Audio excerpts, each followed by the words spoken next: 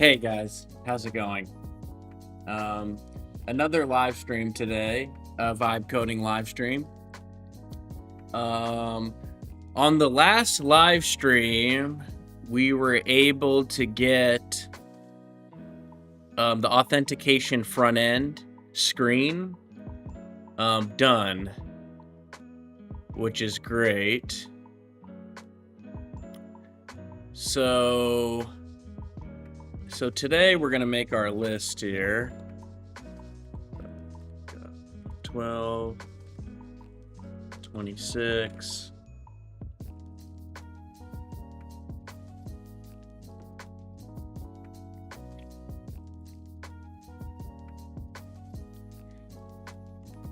And today we're going to refactor BlueCactus or Cactus Gate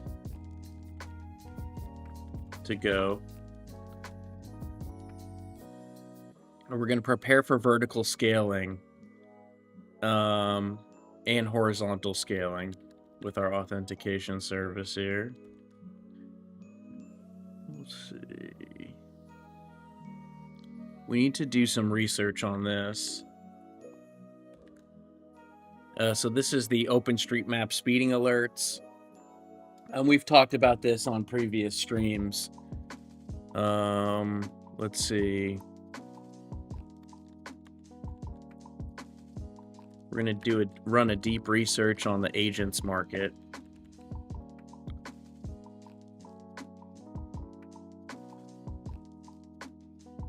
So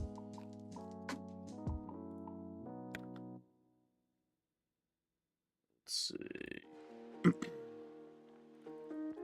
We have to do this today. So we're going to constrain the calendar. And really what that means is, let me just pull up the telematics video system here. So when I go to reports, right now I'm able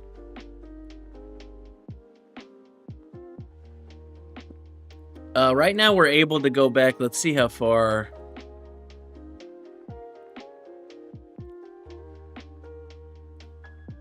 So we can query about a month's worth of data.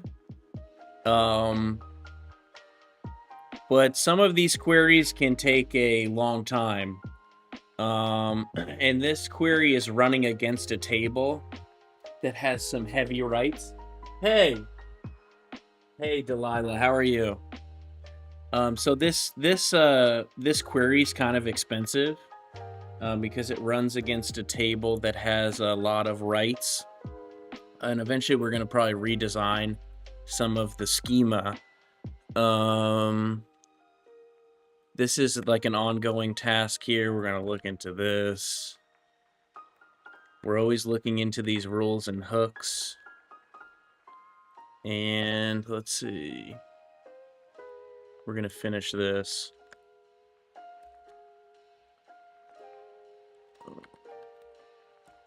And this is probably a little too much, more than we can chew off. Let's see. A little biting off a little more than we could chew here. Let's see.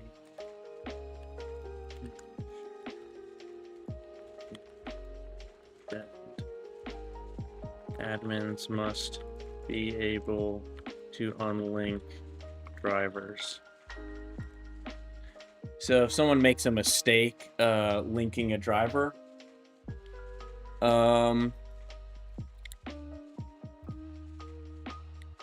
we need a way for them to unlink the driver.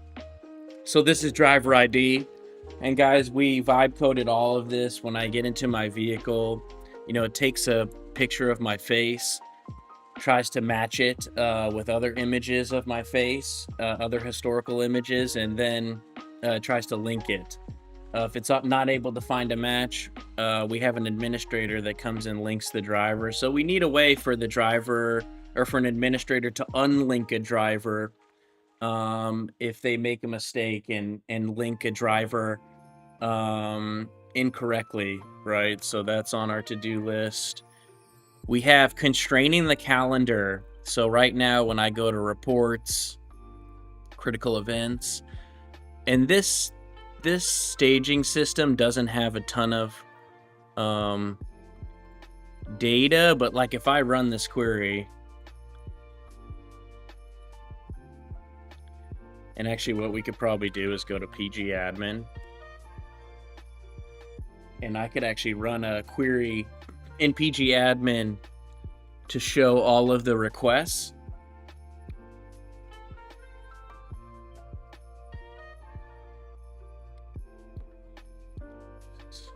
Sipping on a little smoothie there.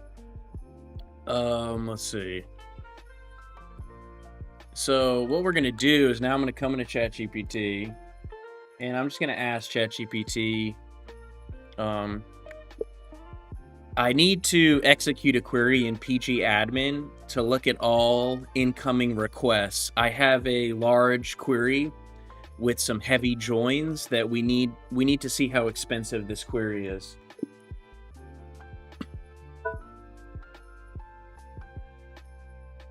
Interesting. Oh, flow state year in review. This is Whisper Flow, some Whisper Flow year recap.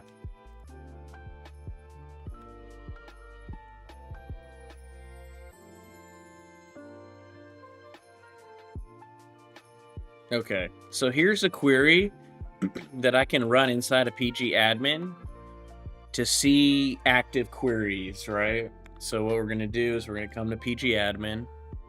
I'm gonna execute this query here. So here you can see this is one request that is open, and this is just my pgadmin connection, right? I believe so.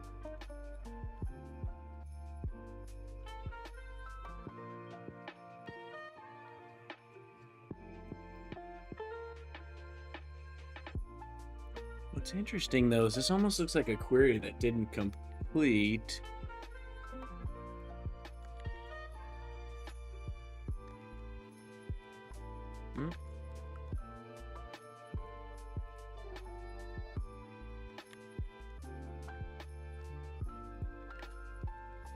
Huh.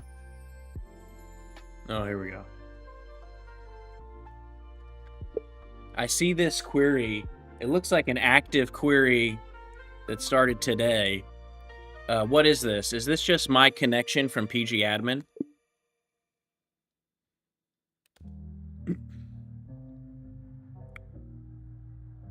Okay, so this is just my pgadmin session.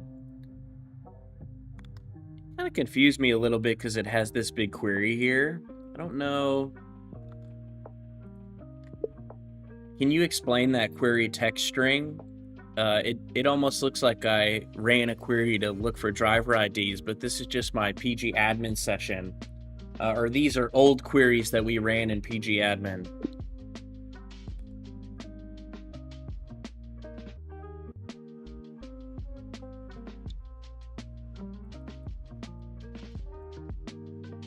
Okay, it's the last SQL statement that we ran. So anyway, so what I'm going to do now is I'm going to go run this query. And this query is kind of expensive, right? So let's go ahead and generate this. And we got to create a backend proxy for this reverse geocoding. Let me add this to the list. Backend proxy for API keys and headers in reverse geocode. Okay, so let's see. Okay, so here's the query. Now let's go back to pgadmin.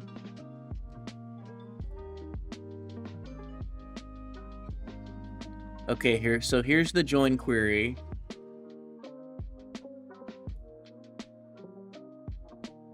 Let's run it again.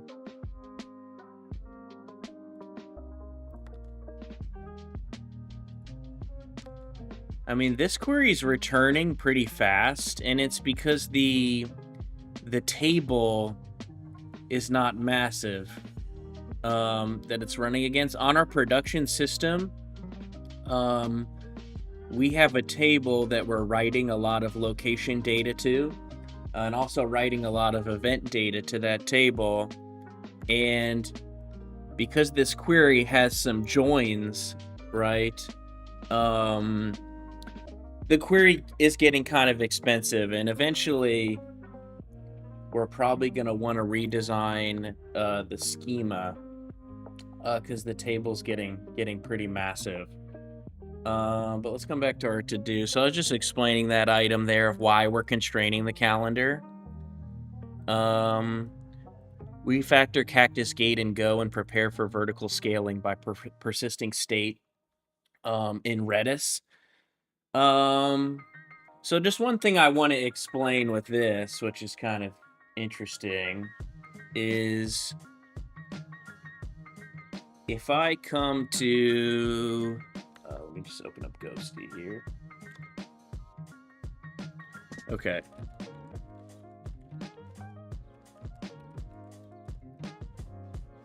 Okay, so this is what the Redis namespace looks like, and if any of you are familiar with Redis, you'll know what this is. So this is key value storage, and we're going to use our authentication service is going to persist tokens inside of Redis, and this is, when we do this, this is going to allow us to keep our Cactus authentication service stateless and be able to deploy it on AWS Spot instances. But really, the thing with this is it's not horizontally scalable, but it's vertically scalable. So really what that means is, and I worked with a lot of different smart people over the years, and we deployed this together. But one important lesson that I learned, and I wasn't extremely familiar with Redis at the beginning when we were setting all of this up, but one thing I learned is that the Redis pod and the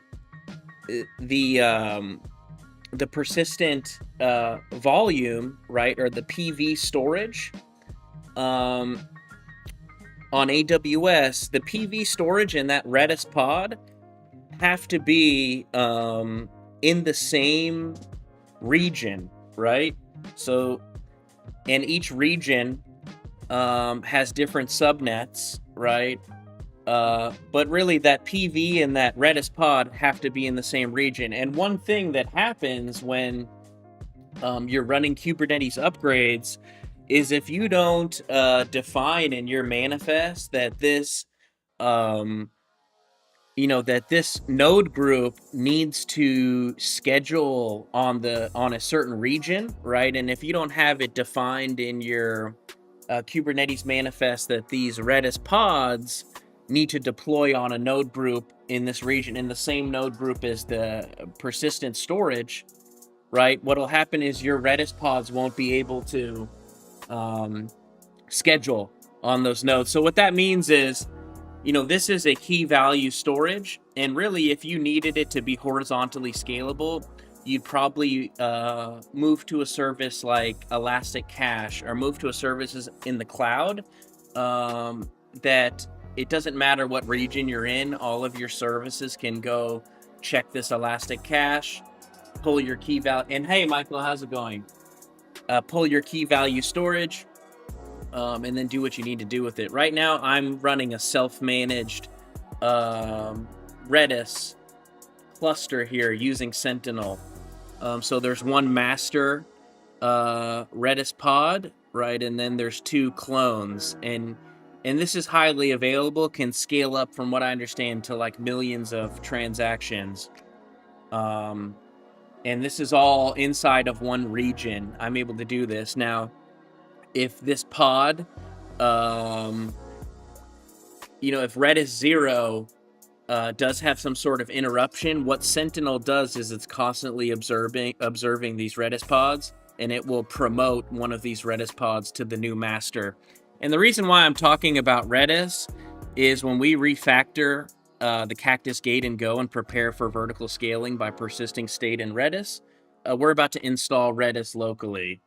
So, and let's go ahead and kick that off here. So let me go into change directory into projects.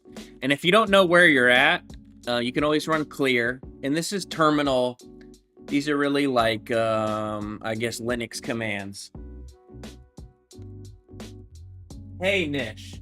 So really, two different SaaS products. So we have an agents business. And if you watch the last stream, you'll see I am communicating back and forth with a voice agent. And we also have this product. So we have telematics video product. We track the location of all vehicles, right? We track location history.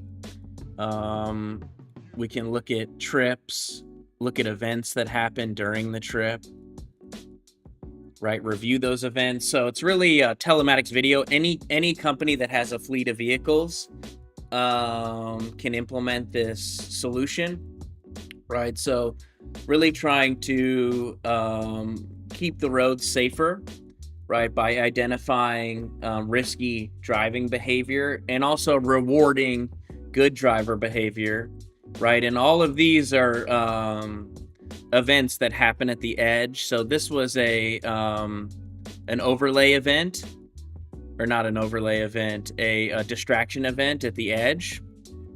Here it's because I think maybe my left eye was closed for a bit. So it's watching at the edge, it's watching my eyes, right? And my mouth to see if I'm distracted or fatigued. We got footage where we can go request video from devices. We've got reporting data, right? So if you want to look at stop data, idling data, how long a vehicle's been idling. So I can see, okay, I want to see anytime a vehicle's been idling more than 3 minutes. And it looks like I haven't been idling for a while here. I usually don't idle. Let's see. Huh, interesting. Let's go to, that's 2026. Okay.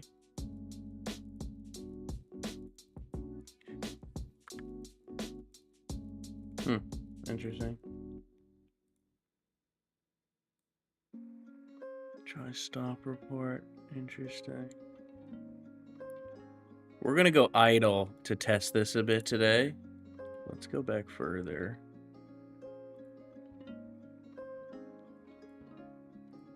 See if we're idling in December at all. Okay, so we have some idling in December.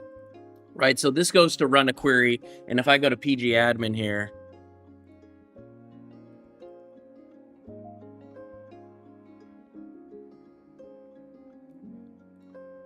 okay, I'm trying to see how expensive some of these queries are, but what we're going to do today is we're going to constrain this calendar, but we've got idling data, we've got critical event reports, right? So let me run the critical event report. So these are all critical events. So this is like a distraction event. Here's a driver ID event. So we're using face detection at the edge to do driver ID. So here you can see drivers. You can identify your drivers and link them. So pretty, and guys, please like and subscribe if you haven't already. It helps push this content out to more people. But this is the driver ID. So this is pretty much where an administrator would come in and start linking these driver portraits with real human drivers. So like if I knew that this driver was Larry Junebug, I'd select Larry Junebug here. Then we have coaching. And this is something that we vibe coded this complete solution. And we didn't write any of the code. We reviewed the code, but we didn't write the code. But here we're using object detection and depth estimation models, and also using context that we have at the edge from the Edge AI camera. We're kind of bringing all that context together and trying to build risk tools to help fleet managers implement safety programs, and also build risk tools. Really, anyone who's interested, anyone who has video data And as we move into the future with autonomous vehicles, a lot of the vehicle manufacturers have open API. And so the future is going to be, instead of hardware in the vehicles, the manufacturer will have that hardware installed on the OEM line. And we'll take that data in, run analysis on it, and we can really expose risk tools for, yes, Nishal. So then we expose risk tools to really anyone who's interested in integrating some sort of risk analysis or event prediction coaching solution into their platform. So we've got that. We've got 3D reconstruction.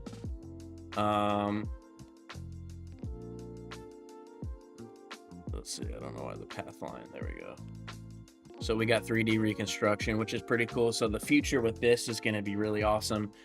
Identifying objects in the scene, putting them down in this 3D simulation. And then we got this report. So this is the coaching report. And there's more to this. And then there's an agents business. We're really working on both of these businesses at the same time. And you'll see the agents business here in a minute. Let's go back to ChatGPT. And it's okay. We'll move on from that for now, how expensive these different queries are. So this is what we're going to do. We're going to constrain the calendar. We're about to refactor Cactus Gate and Go. So let's open up, let's go to CD projects. Let's go to BlueCactus.ai and let's open up Cursor. Okay, so what I'm going to do is, let's do this.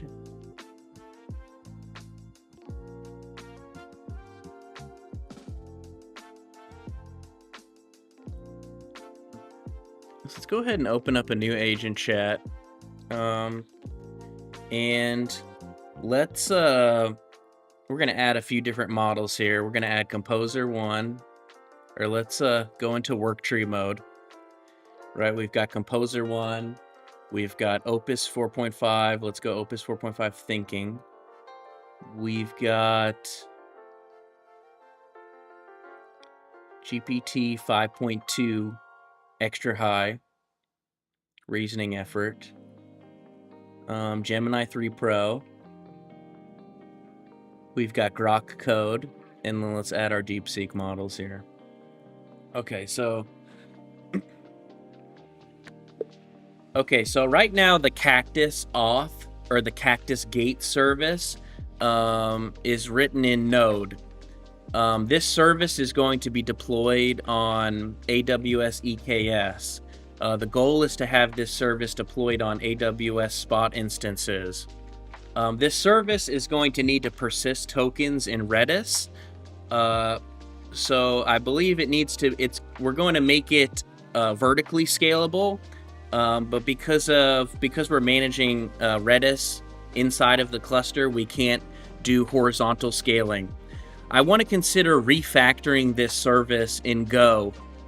I'm interested in Go because it's a language that was designed for Kubernetes, smaller binaries, faster cold start times, and better concurrency. When I have new developers that are using Node with heavy async, it can get confusing, and I have concerns about them interrupting the event loop.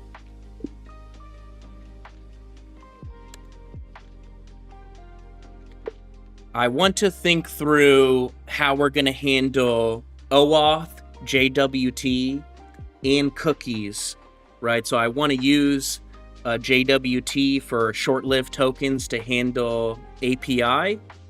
But also I'm interested in using cookies so we can manage user sessions. I need to be able to log out individual users.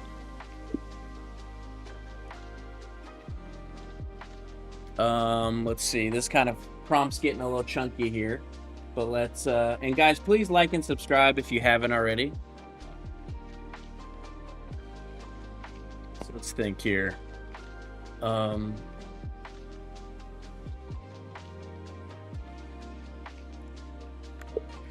This service also needs to be able to handle account permissions. So I'm familiar with using DFS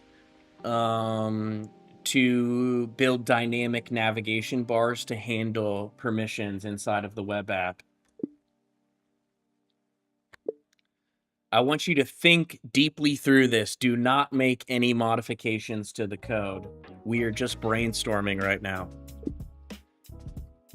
Okay, guys, so what I'm doing right now is we have an authentication service, and I can start it up in a minute. If you're interested in this authentication service, and you can go to the last live stream and look, and we got the login screen set up.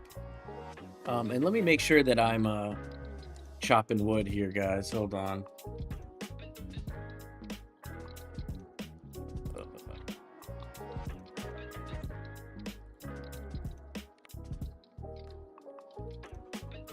And this is just old school RuneScape, guys. We do this AFK while we're working with the agents. What's cool about old school RuneScape is it has a framework called RuneLite on top of it. And some really smart engineer took a jar file and it had no human readable methods on it, but he was able to reverse engineer and create this framework called RuneLite. And what's cool about this is it's open source.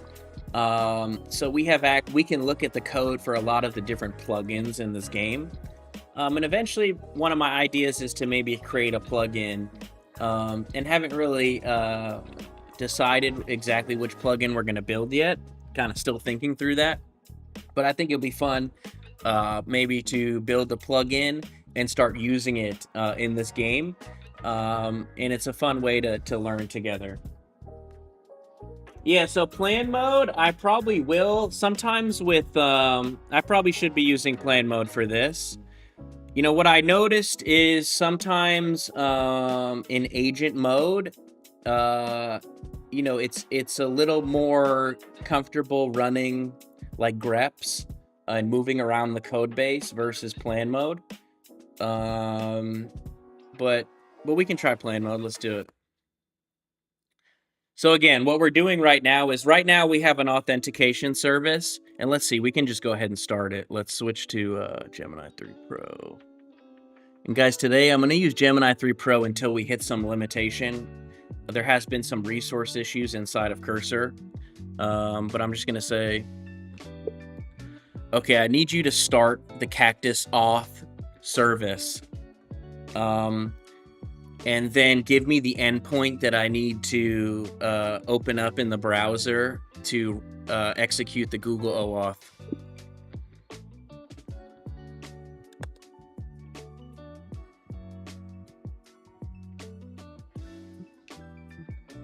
Yeah, no. GPT 5.2 extra high is good for brainstorming. I'm going to be using that today. So what happened with Gemini 3 Pro right now? Is it interesting? You see that? Gemini 3 Pro on the first query just stopped working there. Okay, here we go.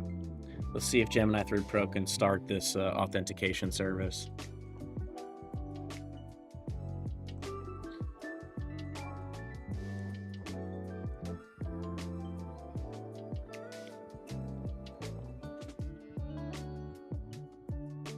Yeah, I mean, Opus, when I need to be very precise and I'm working on the production system, you know, Opus is really the primary model I'm using. Gemini is still hallucinating a bit too much, and I get nervous using it on production. You know, so I don't know, I'm still kind of trying to find my combo. I've had a lot of luck with Gemini 3 Flash for like discovery work, and then switching to Opus 4.5 to execute. Composer 1 is great. It's really fast, kind of gallops like a horse, but it's like an untamed horse, right? It kind of goes outside the curbs a bit. But yeah, GPT 5.2 extra high, I've been impressed with the reasoning, for sure. This better not open up. Hold on. I just want to make sure it doesn't expose anything.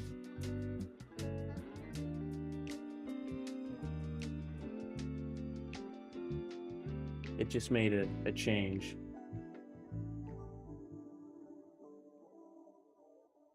We shouldn't have had to make any change to the code, but that's okay. Gemini 3 Pro is still working on it.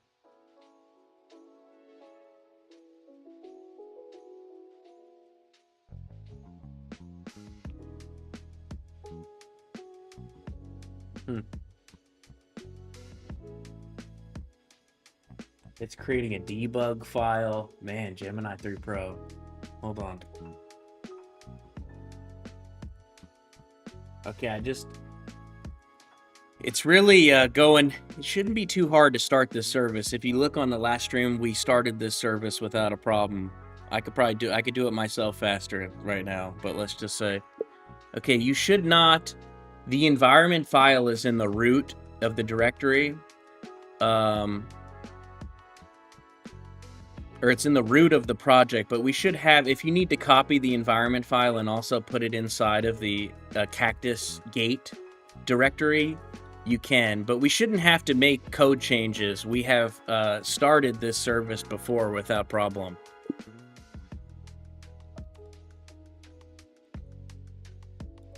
And guys, please like and subscribe if you haven't already. It helps a lot, helps push this content out to more people. Really, this channel is about vibe coding and also just talking about high-level AI, general discussion. You know, I'm very interested in really all AI topics. Hey, Osiris, how's it going, my friend?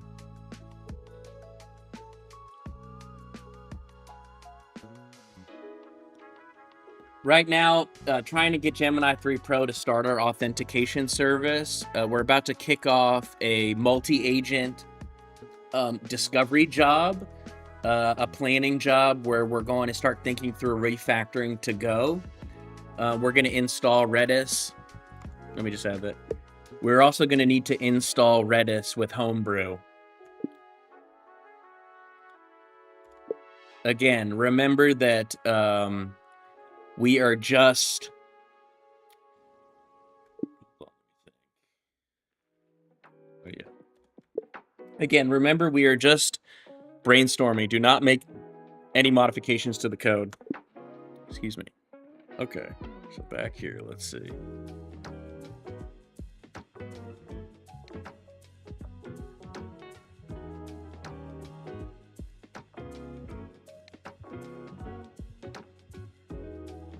Let's just copy this. It's fine. I'm gonna move this over. I don't want to expose any secrets right now.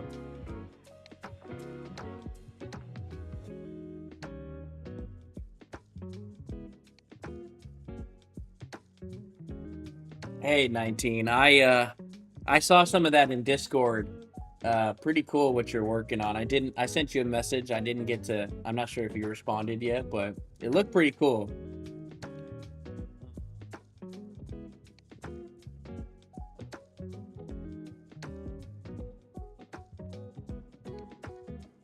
Gemini 3 Pro can get this done here.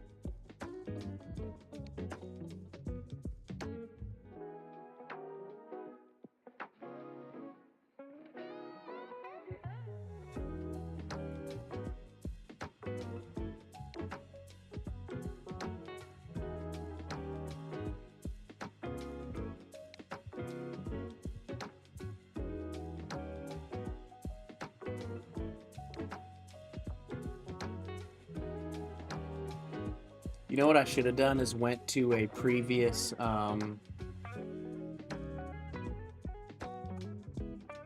yeah, we're gonna undo all these changes. It's really having difficulty. What I'm gonna do is go to the last chat where we did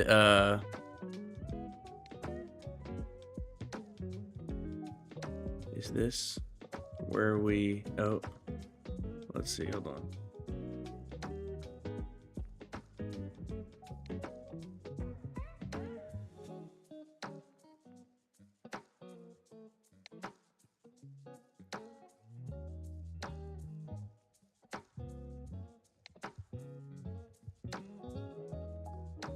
Let's Let's see if Gemini 3 Pro can do it here.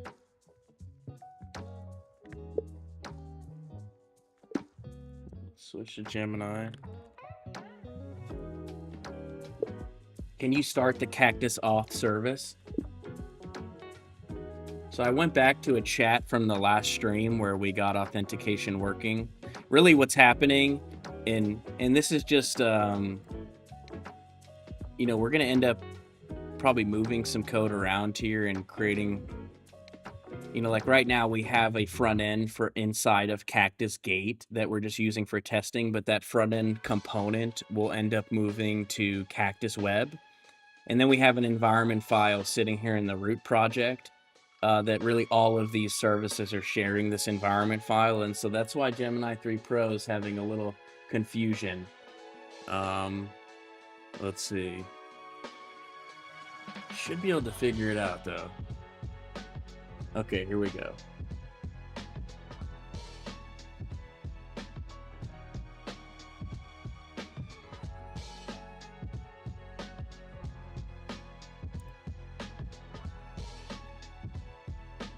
Let's see if this works.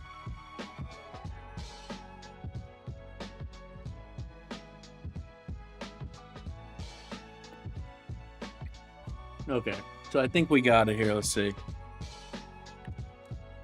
Nope. I think it's 4,000. Are you sure the port is 4100 or should it be 4000? I forgot what I set the port in the Google OAuth web client.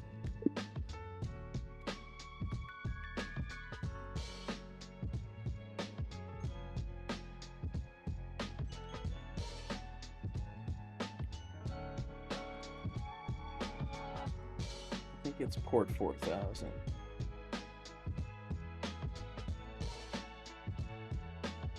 Yeah, it's port 4000. So initially, you know, Gemini 3 Pro is having a little difficulty just getting the auth service started. You know, I was in a chat thread where we had been starting this authentication service on port 4000. For some reason, it chose to start it on port 4100, but we should be able to get this done here in a second. Actually, Gemini 3 Flash is really better for stuff like this. I need you to, and I have cursor off the screen here, guys, because I don't want to expose a token. So, let's see.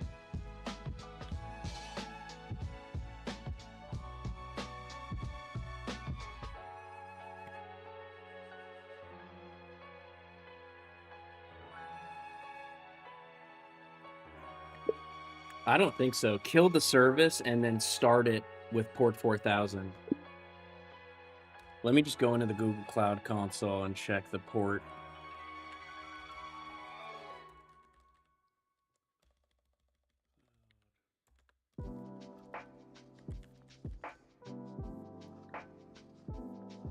Console.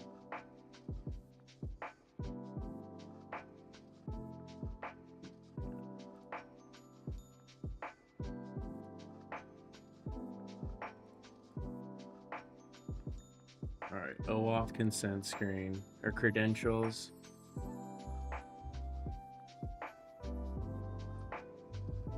Oops, select them all. Credentials, web client. It's 4100. Interesting.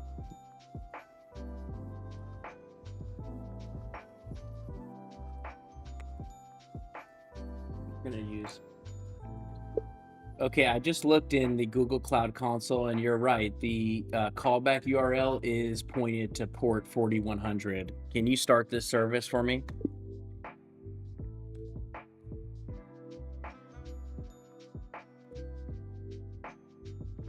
We got to get our environment file kind of worked out here because this is... Okay.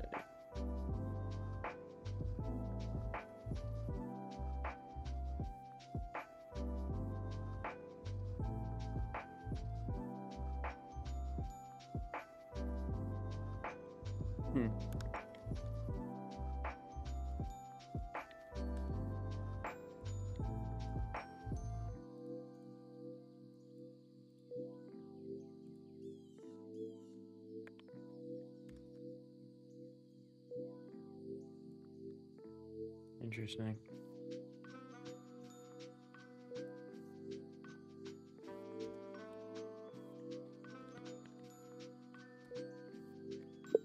Open it in the browser. We're getting a 404 not found error. The server must not be up.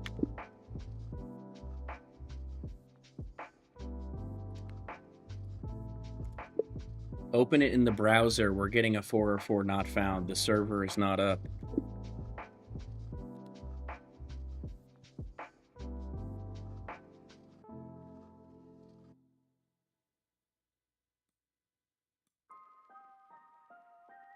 Bear with me, guys.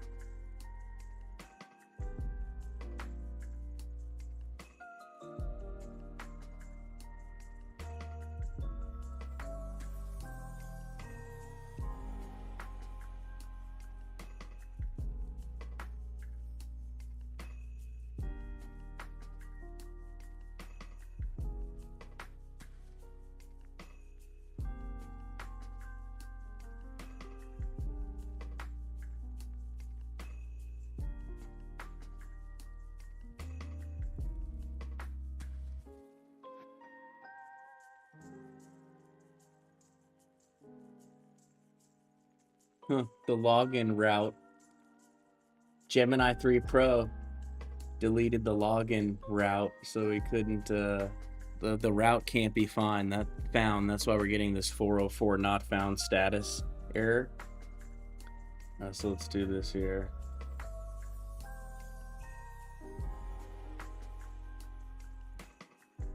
There we go. Okay, so here's our front end.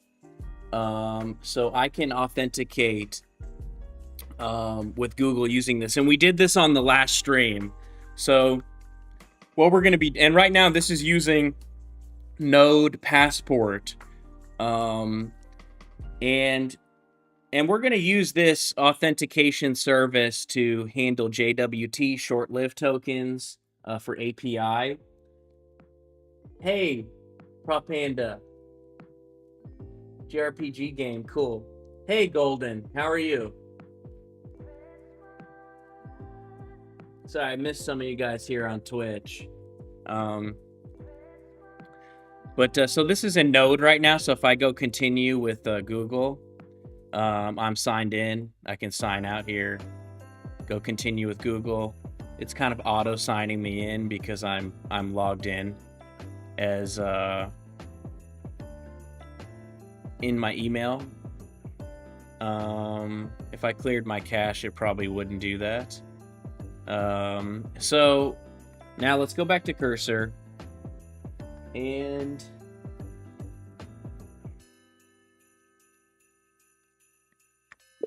why are we having to export these secrets every time?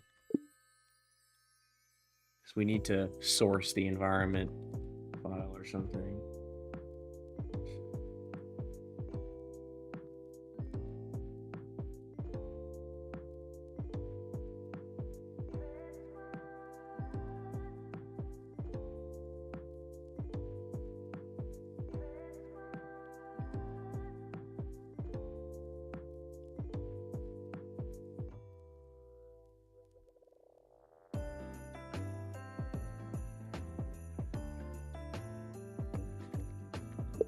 Okay, kill the service, source the end file, and then let's start it from the root.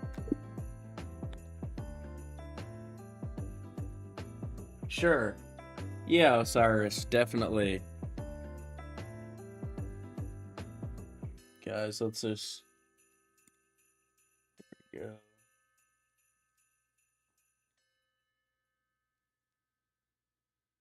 I hadn't sourced the environment file, so the LLM kept exporting the keys in the terminal. But now we shouldn't have to do that again, so it's... Okay, nice, we're here. What I'm going to do, this is good. So let's come back to our draft. So here's our draft, and this is our plan, right? So what we're doing is right now, this is in Node.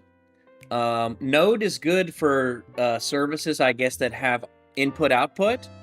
But, you know, if I want to, I guess, you know, if there's heavy input-output, you have to use a lot of async to keep stuff off the event loop. And so I'm going to be trying, and the Node runtime, I guess, is more expensive, uses more CPU, uses more memory, where the Go, I think the Go binaries are smaller, cold starts are faster, has built-in concurrency to handle heavy input-output. Right, and one of my ideas is I want to deploy this service onto AWS Spot instances, which are like 70 to 80% cheaper than like running an EC2 server, right? And so, like, just managing a node group, self-managing a node group. And so we're going to try and rewrite the service in Go, and we're going to keep it stateless. And what stateless means is this service is going to be handling all of these authentication tokens, right? But if the authentication tokens, if we persist them in the application state memory, when Kubernetes needs to interrupt the workload or restart the workload, there's going to be problems, right? So, or pretty much if it interrupts the workload, if you're saving some sort of tokens in the state of your application memory, when that workload has to restart, you're going to lose all of that data. But in a service like Redis, if you persist your tokens in a memory key value storage database, you're not going to lose your data. So, okay, cool. So, also, remember, we need to keep this service stateless. It needs to be able to restart. So, again, do not make any modifications to the code, and let's brainstorm through this together. Okay, so let's go ahead and run this. Now, we're on this branch auth UI. You know, I probably should have checked out to a new branch.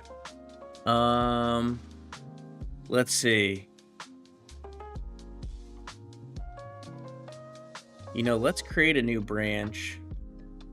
Let's go to Cactus. I want you to commit these changes, and then let's check out to a new branch. I'm considering refactoring this service to Go. So I want you to check out to a new branch and give it a name that's appropriate.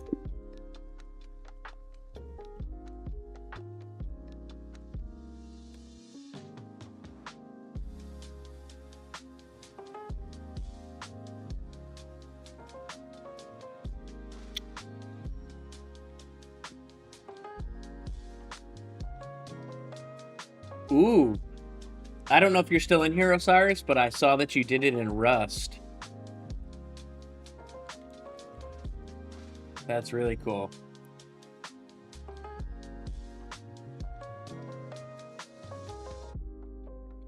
Okay, so let's check out. Cool. So now we've got a new branch. Let's come back to our draft here. Okay, let's just copy this. Let's go. Can't find the branch. We gotta open up a new. Let's just create a new agent. Let's go work tree. Where's my Go branch?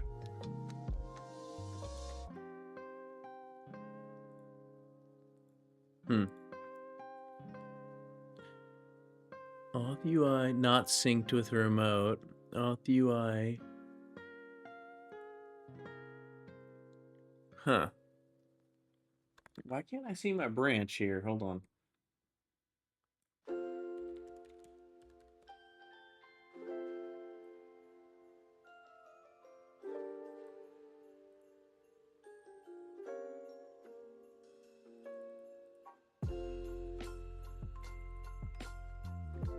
When I run git branch. Oh, okay. We created the branch inside of the cactus gate directory. Gotcha. Okay, so let's come back here. And interesting. So right now I'm in the parent directory, but I could run this inside of the cactus gate directory since we're not thinking about.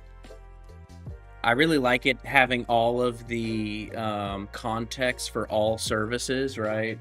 So let me think through this. Okay, so if I run git stat, so this is the main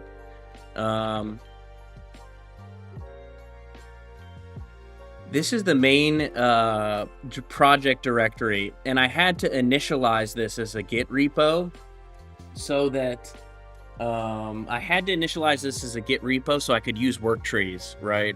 Because I want the agent to have access to all of these services, and I also want to be able to use this multi-agent system, right? So really the idea is for this main directory, I'm going to keep it all untracked. Is kind of the idea. And let's run a git branch here.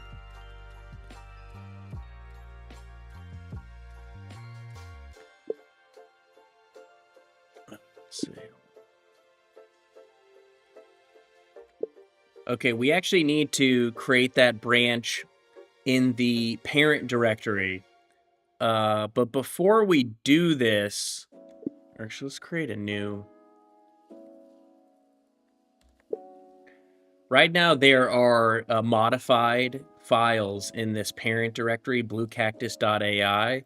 I want to keep this directory initialized as a Git repo, but we don't want any files tracked. How can I untrack the tracked files? Let's see if Opus can do this.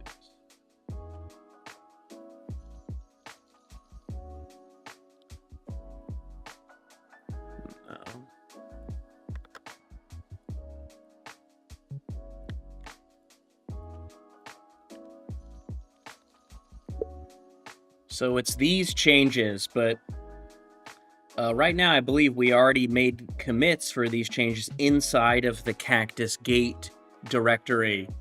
So right now, I guess this cactus gate directory, I guess, is being tracked. Should we try to untrack this or just leave it how it is? So my issue right now is that I'm inside of BlueCactus.ai.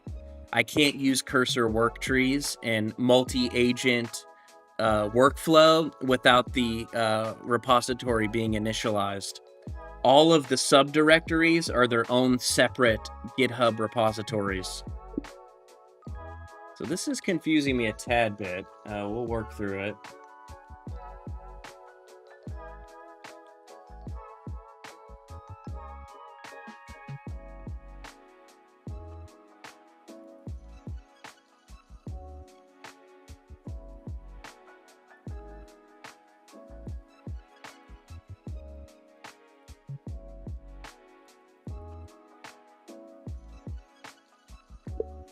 Okay, help me do this, and then let's check out to a new branch. We're going to be refactoring the Cactus Gate service and go.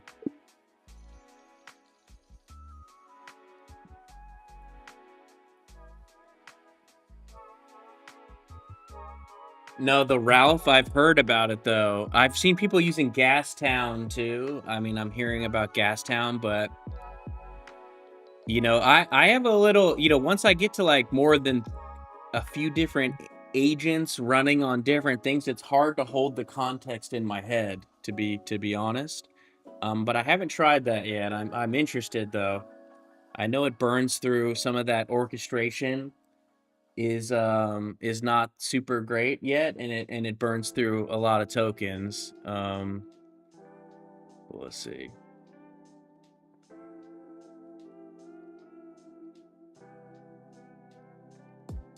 What happened?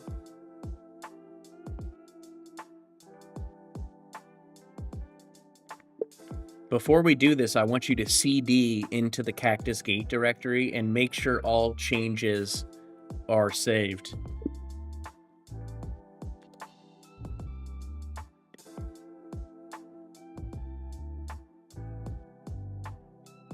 Okay, cool. Okay, let's untrack it from the parent repo. What's going on here?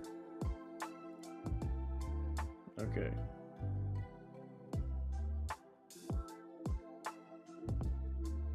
Okay, so now let's go back to Ghosty. Let's run git status. Okay, now we're on branch. Ooh.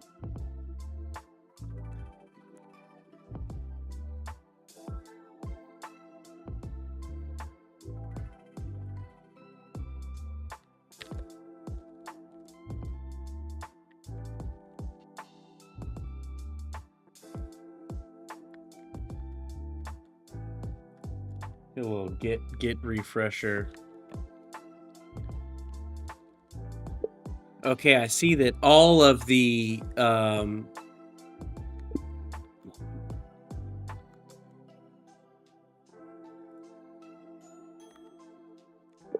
okay, now I don't see any of the untracked files. What happened? I think it's the git ignore.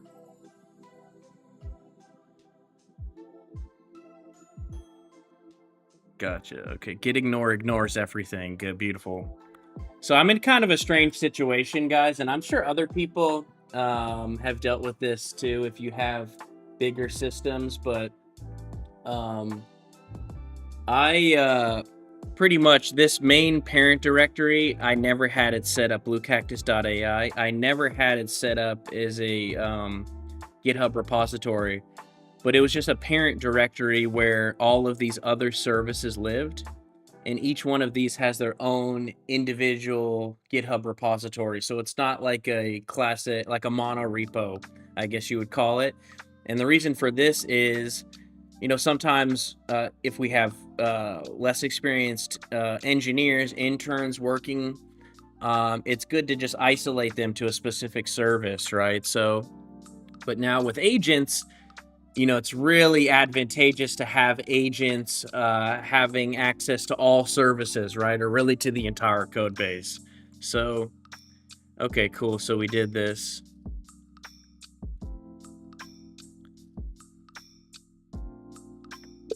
Okay, great. Now let's check out to the new branch. We're going to be refactoring Cactus Gate to Go.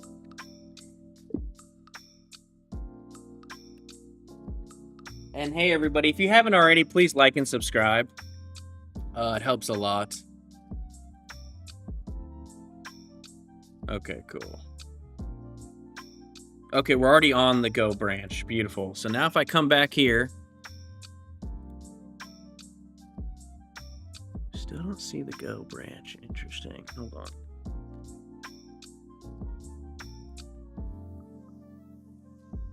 Why don't I see my Go branch, guys? Do you know?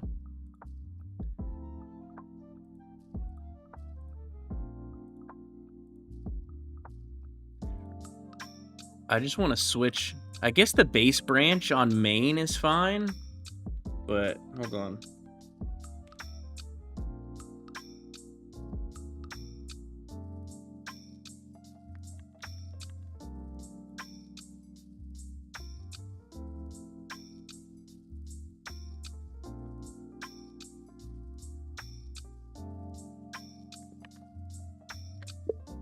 Why can't I see this new branch?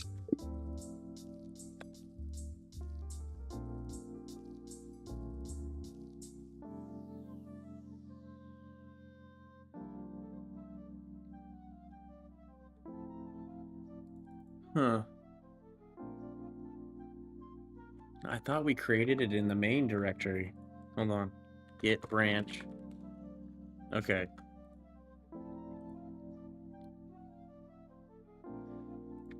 Okay, we need to create that branch in the parent directory.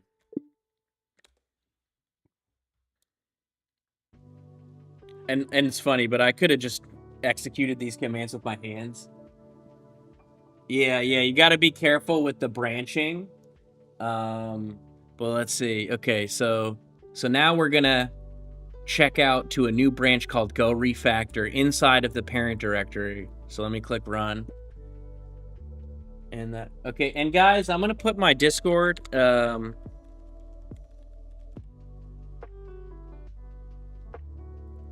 in the chat. So if anyone wants to join the Discord, you can. It's really just a community of vibe coders. Anyone who's interested in learning how to vibe code, learning about AI technology, talking about general AI stuff, sharing ideas, sharing projects. Really, that's the goal. Okay, so let's check out to this Go refactor branch. Beautiful. Okay, so let's come back here. Now let's see if we see it. Nice, we see it. Cool. I don't know why this one is listed under other branches. Maybe because there's changes that haven't synced or something, or it's not synced with main. Let's actually do that before we... Because right now we just checked out a new branch, but we probably should have checked it out from auth UI. So like what happened is we were on a main branch, we checked out to a branch auth UI, and I'm not doing any PR merging yet in GitHub Cloud. So right now we have changes on auth UI that haven't been merged into main. So I'm gonna say,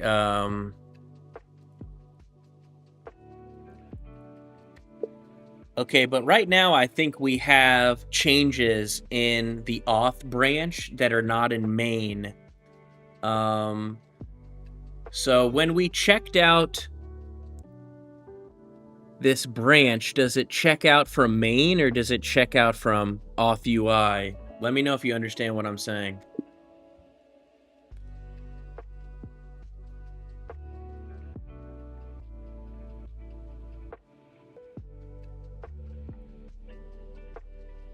Okay, which was auth UI.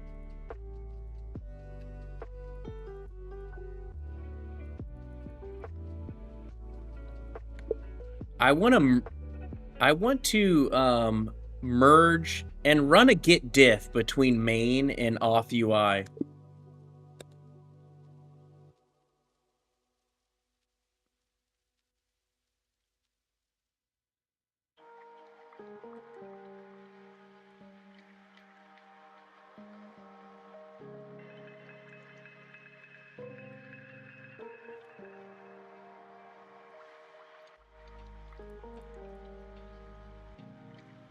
Yeah, so the auth UI... Yeah, so right now I'm trying to check out to a new branch in the parent directory. But I want to make sure that this new branch has all of the changes that are in auth UI branch inside of the Cactus Gate directory. We're gonna have to set up the repo in a different format, guys, at some point.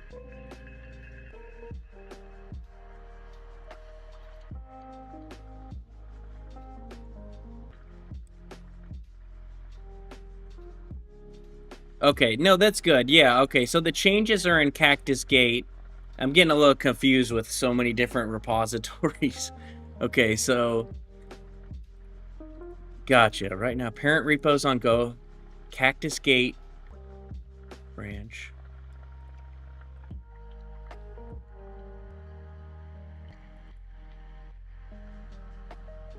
Cactus Gate's auth UI has different changes.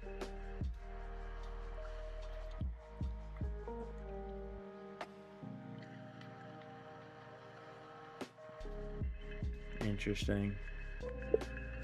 Yeah, I want you to check out to auth UI inside of Cactus Gate. So I don't know if I... Okay. Nice, beautiful. Okay, align implementation with plan by adding login route. Okay, are there any changes that we need to commit in Cactus Gate?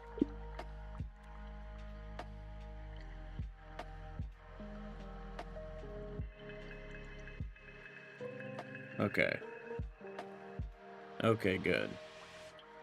Okay, now if we check out to the Go refactor branch in Cactus Gate, it'll bring over, or it'll take a reference from auth UI branch, right?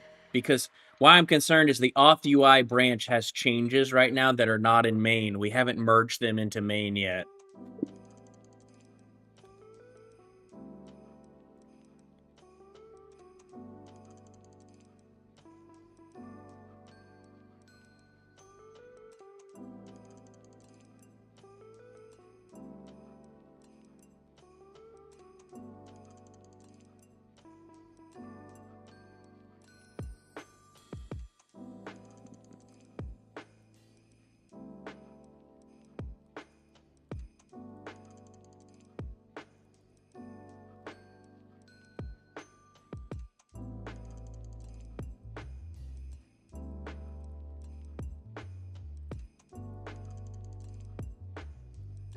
Yeah. Yes, check out to go refactor in Cactus Gate.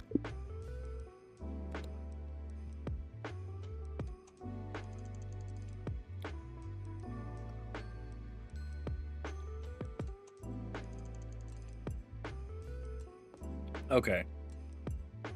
Okay, now back to our draft. Let's go to our go refactor branch and let's run this.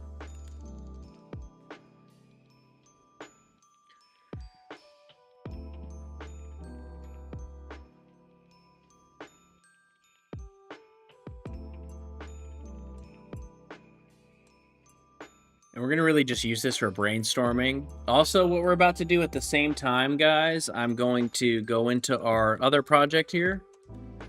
We're going to open up Cursor.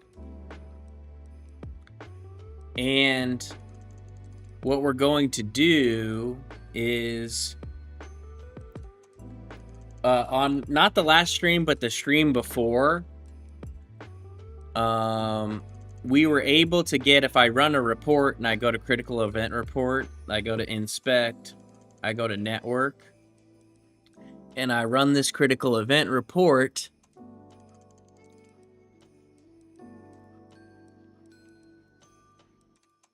Okay, so now in this event report, we have driver name for some of these events, right? So, but we don't have driver name inside of this report. So what I'm going to do now is add driver name inside of this report. So let me come to, let's go back to Cursor and let's switch to Gemini 3 Pro. And let's see, let's look at our old chats.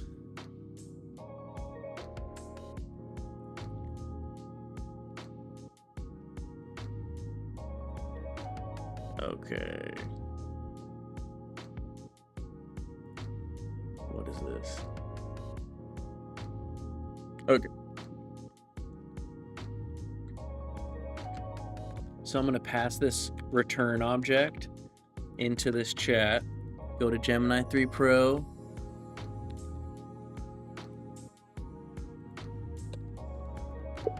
Okay, here is the return object from the report service, where it looks like we're returning the driver name to the front end now.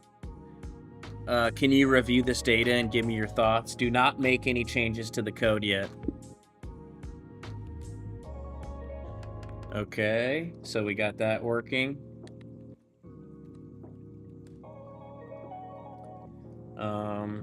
So we're back here. Okay, so we got Gemini 3 Pro. So I don't know if I wanted to answer these questions for, that's okay. So you mentioned managing Redis inside of the cluster. We can't do horizontal scaling. Does this mean Redis is running as a sidecar container within the same pod as the auth service?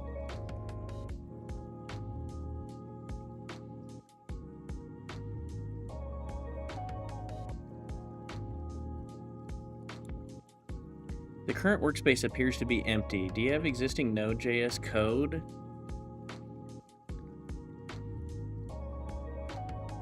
What do you mean the workspace is empty?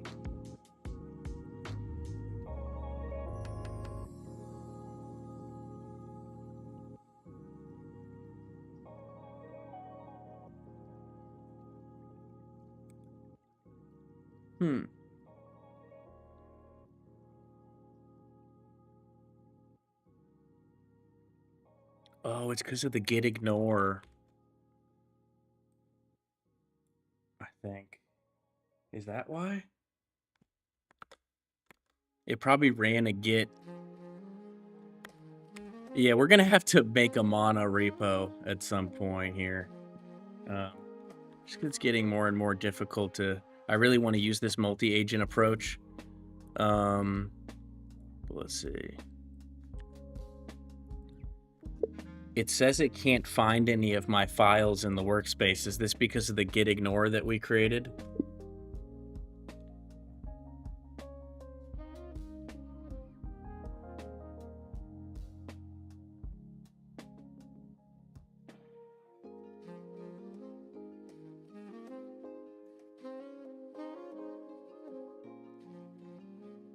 Okay, we changed the git ignore. Actually, what we're gonna do is we're gonna run this again. Let's make another.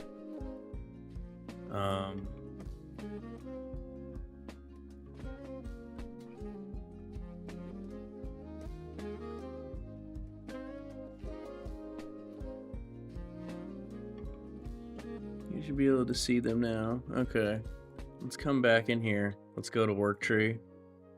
Let's. We're in the Go Refactor branch. We're gonna paste this in. Let's go to plan mode. Let's see what it does now.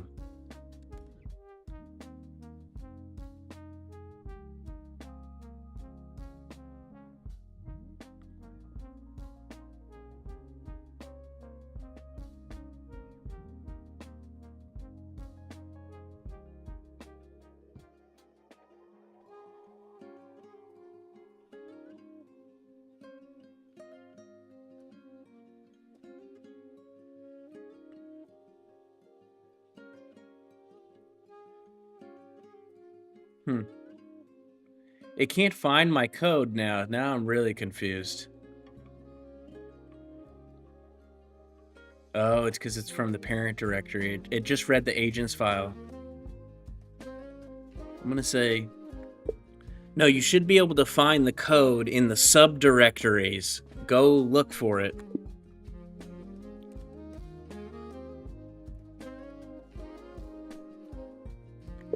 Were you able to find my code?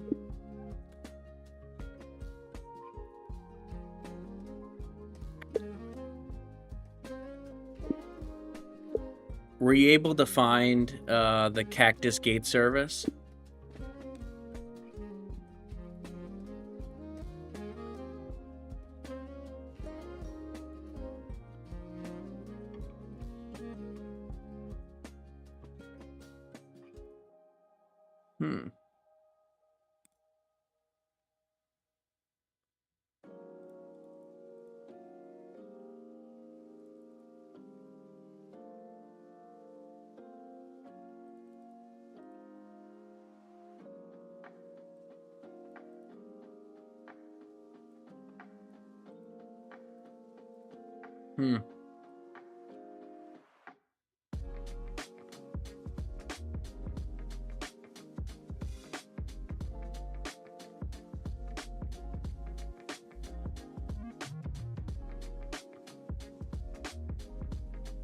Looks like this.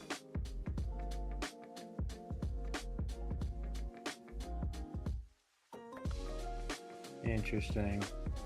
Hold on. If I go to CD or get status, or let's go into BlueCactus, CD BlueCactus, get status. On branch Go Refactor.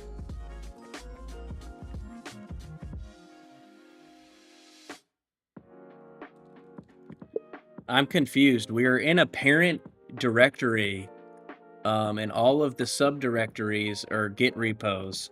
So you're telling me you can't access Cactus Gate? Yeah. Hey, so we're building a couple things. So we have this service here, which is a telematics video service. We have dash cameras in vehicles. We're doing coaching. So doing object detection, depth estimation. What the heck? Hold on.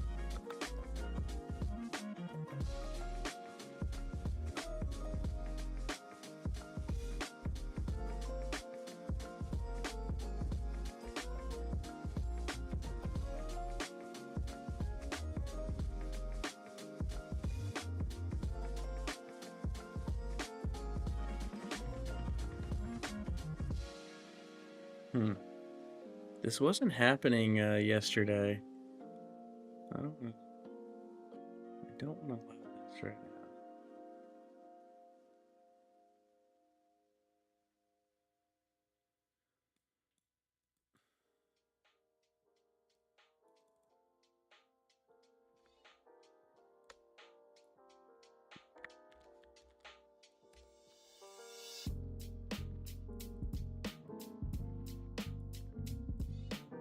Interesting. So what happened is maybe the git ignore.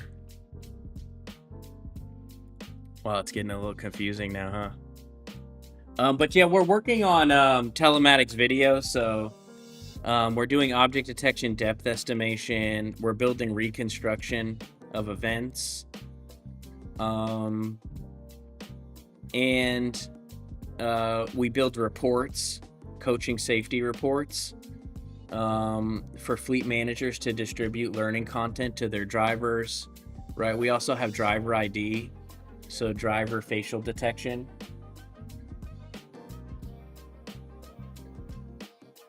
Yeah, I don't know about that because I could have sworn the other day I was able to do this. So let's ask ChatGPT. I'm gonna say,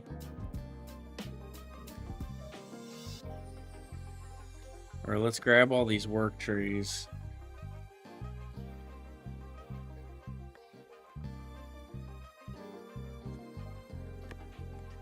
See if ChatGPT can figure out. I don't really want to give access to every. Can you help me understand what's going on? I'm using cursor work trees, and cursor's telling me that it can't find my code inside of the work tree.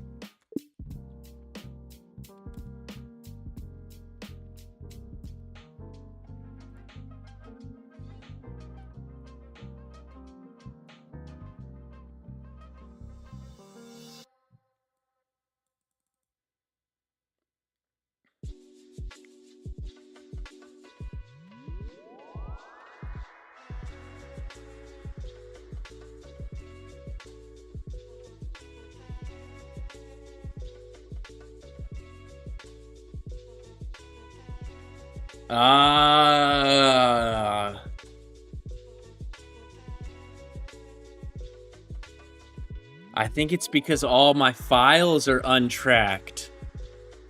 Interesting.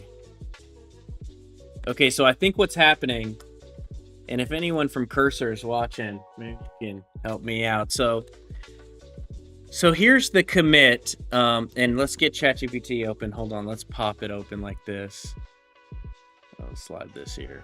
Now then what I'm gonna do in chat, man, this is annoying. Okay, there we go. I'm gonna add terminal. Then what we're gonna do is go into projects. And I'm going to go into BlueCactus. And we're gonna do work tree. Okay, so here's the work tree list. So Cursor has opened up all of these work trees. And I'm gonna say, okay, what is the command to show the current head? So here is the head.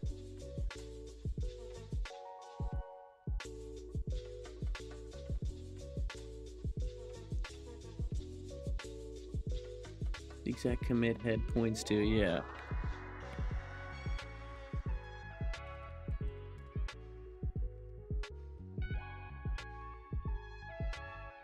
HCF. Okay, so here you can see. So this is the current head.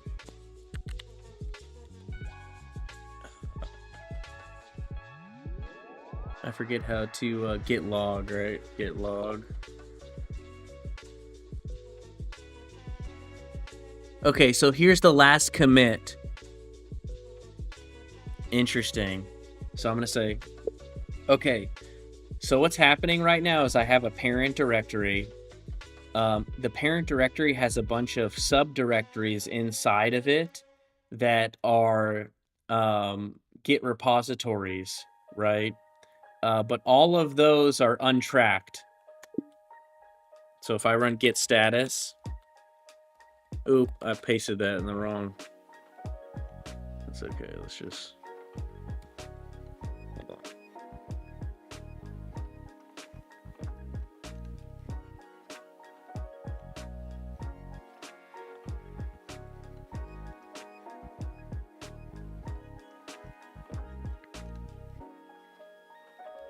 So I'm gonna say,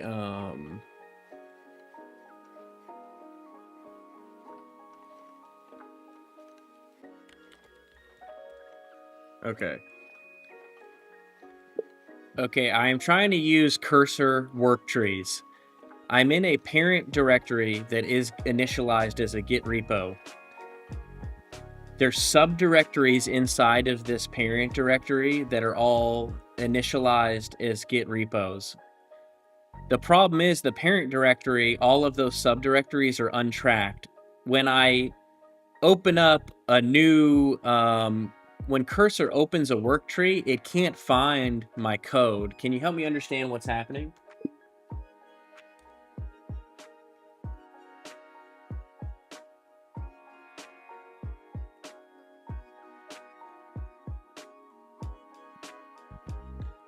Important Git mental, okay. Mental model issue, not a cursor bug. Cursor is correct given how Git works. The setup's fighting me, that's for sure. Okay, so let's make sure we're chopping trees too, guys. I'll explain exactly what's happening.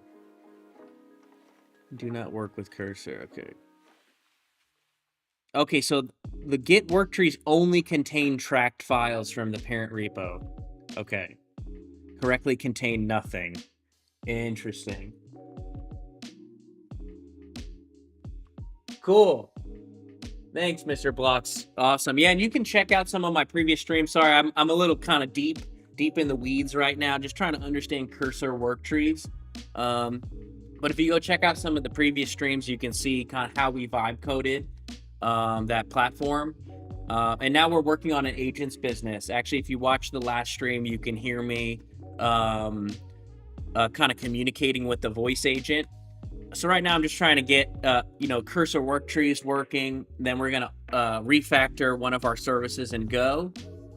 And then, so we're kind of working on these two projects in parallel, but I appreciate that. Welcome to the community. Happy to have you here. So let's see. While we're thinking about that, let's just go back to cursor. Back here, let's see.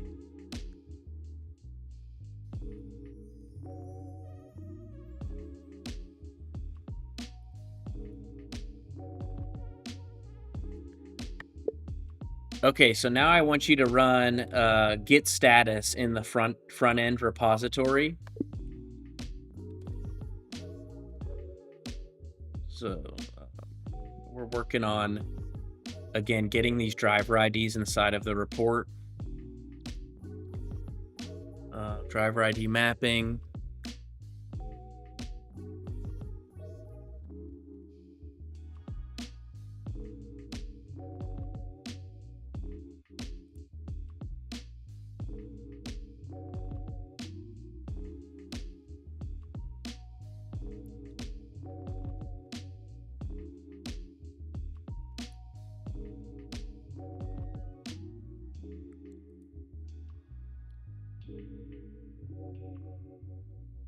Okay, so now I'm going to say,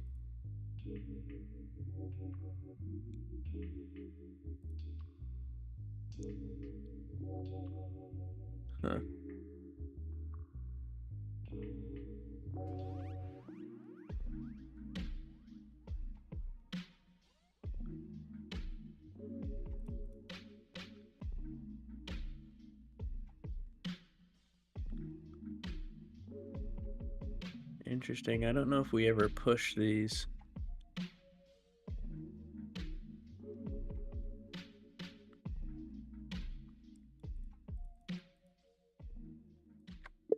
I'm kind of confused why we have modified changes in the account service that we haven't commit yet. I want you to check out to main in the account service and the front end service and pull from origin.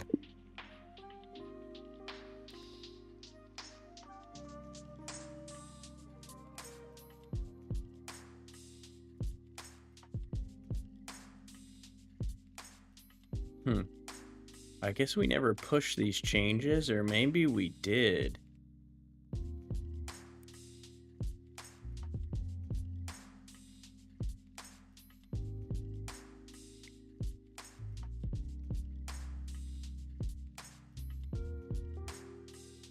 Is that just extra space? Look at that. It's just white space again. Okay, good. Nice. Okay. Now I'm going to say... Okay, now I'm going to go back to my response object here. Let's go back to reports. Oops. Let's go back to reports. Critical event report, inspect, network. And okay. No. Okay, let's grab this.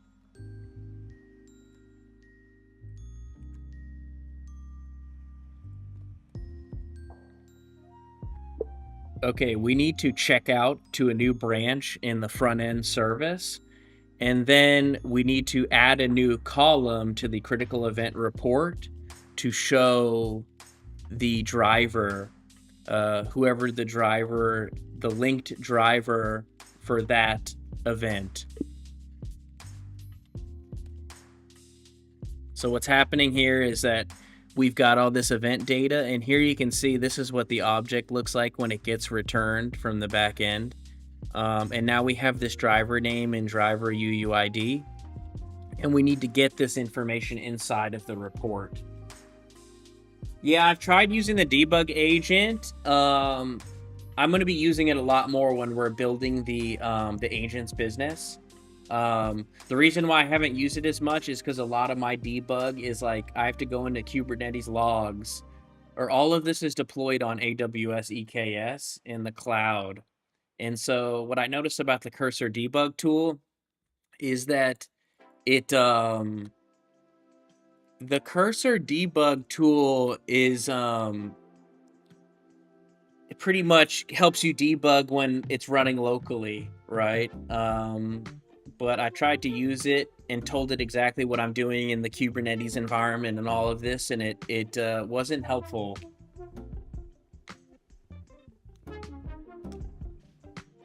Okay, so let's go back to Cursor.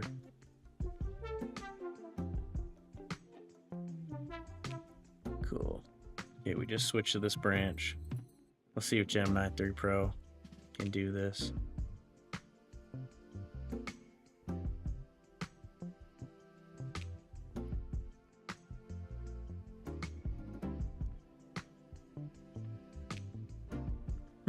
Look at this. It looks like it made some.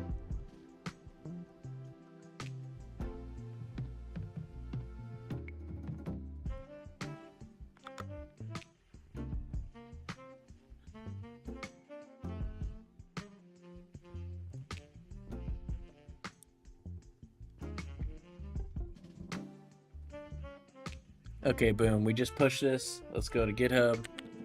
Let's create this PR.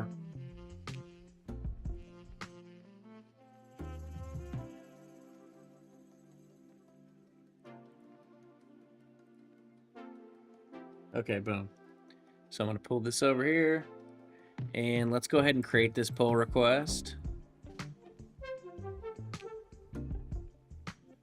And we should see BugBot and Codex kick off here. So Cursor BugBot just kicked off. Here's Cursor. Codex should automatically kick off. We're about to We're about to find out. I'm going to the I'm gonna use the restroom real quick.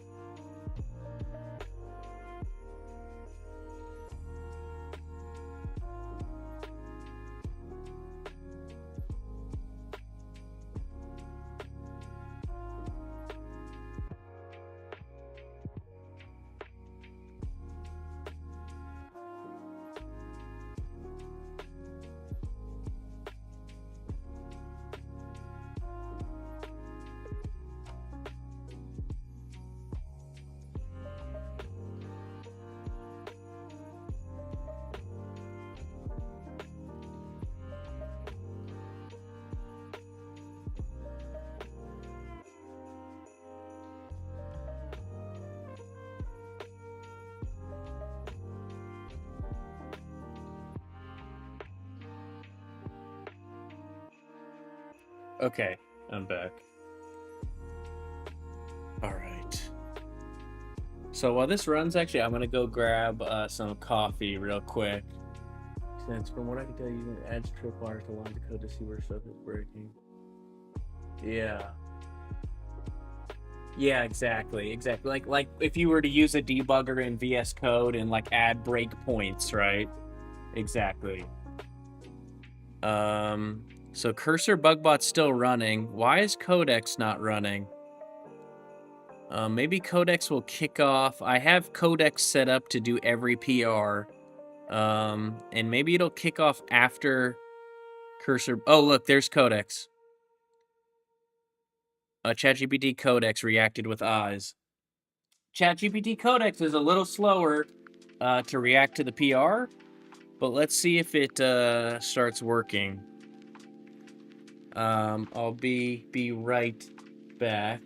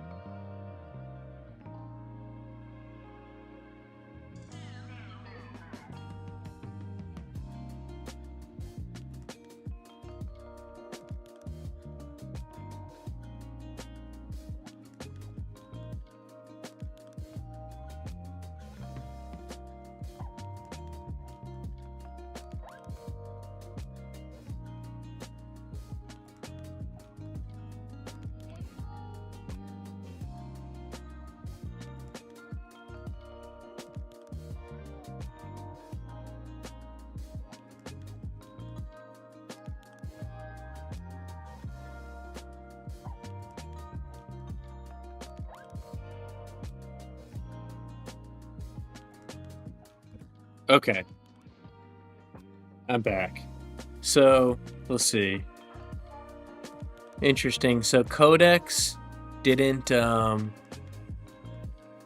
not do the PR review. So hold on.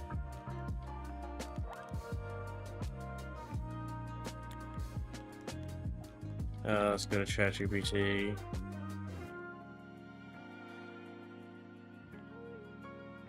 Let's say. I see that Codex put the eyes emoji on the PR, but it didn't review it. What happened?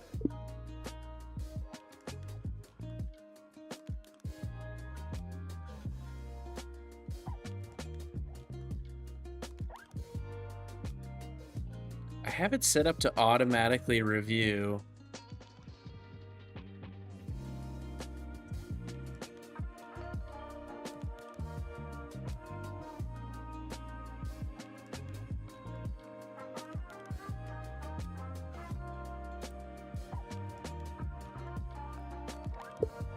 Okay, so you're sure that... Give me all of the commands to start the Codex PR review.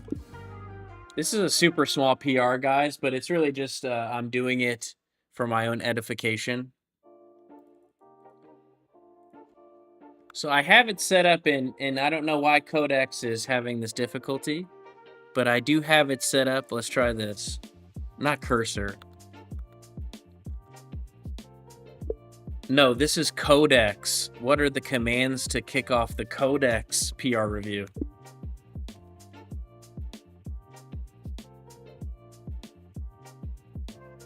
Okay. See if this will kick off.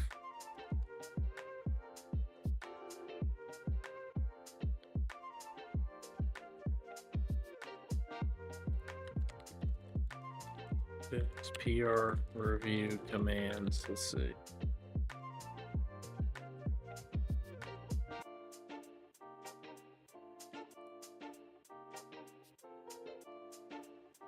Okay, at Codex review. There, Codex responded there with eyes, so it knows. It knows I did something here, right?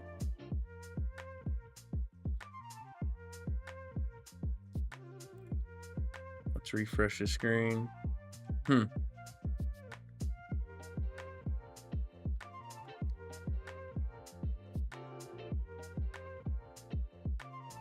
Is Codex just slow?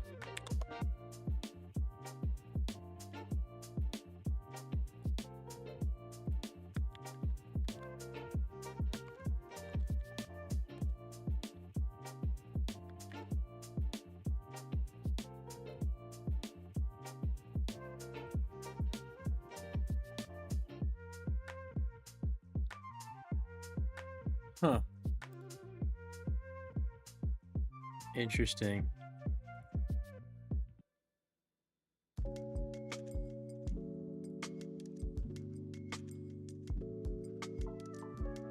So it looks like Codex is maybe just kind of moving pretty slow here. And it's a really simple PR, to be honest. I don't need... Oh, here we go. Here's Codex.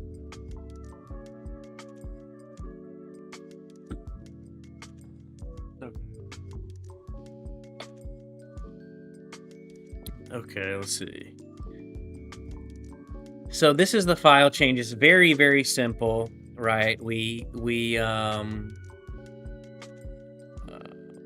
added some attributes and types to an interface file. We're creating like a new column, pretty much. And then we're grabbing the data from the return object, and we're just including it in that column. So very simple change. To be honest, not really a change I even... Interesting. Look, Codex gave a thumbs up to Cursor's response here, which is kind of interesting. Let's make sure we're back at the wood, guys. Chopping wood here. Want to make sure we're getting our experience. Okay, cool. So...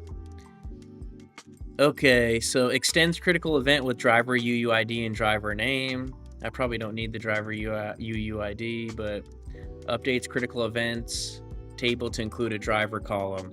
Good. Codex. Codex didn't find any major issues. Nice.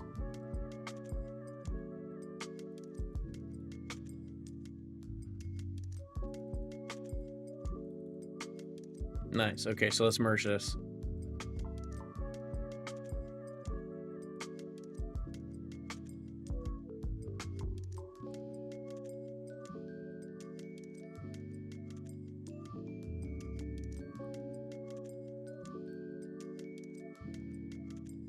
So this is the Docker file right now building. So I'm using Docker Hub and Docker Images.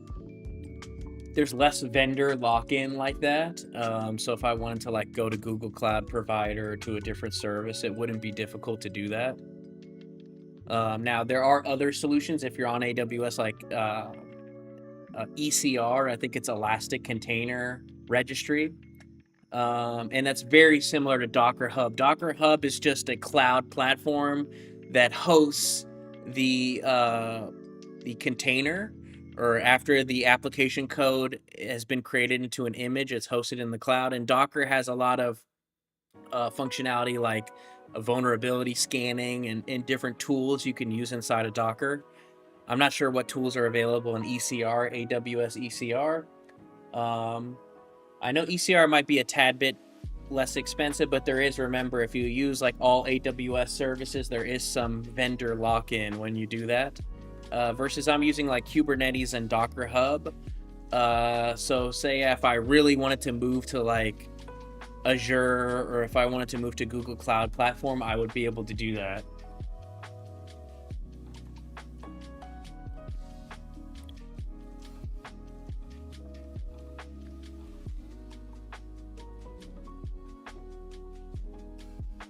Okay, let's keep track.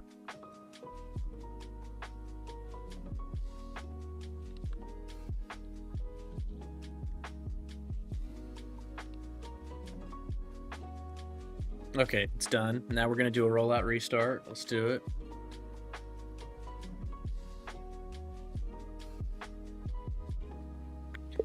Okay, I want you to do a rollout restart on the front end deployment.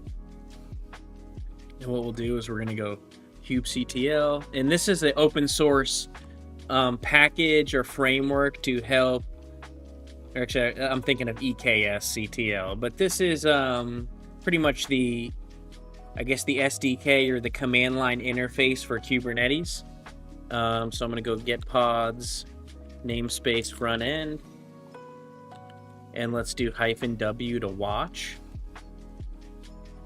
And then what we're going to do is we're going to execute this.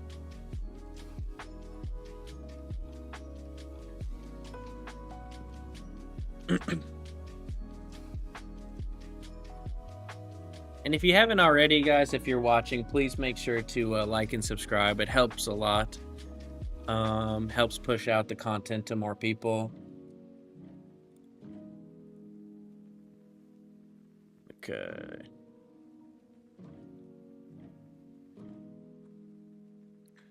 Okay. So there we go. Found the deployment. Now we're going to run a kubectl rollout restart, and we'll see here.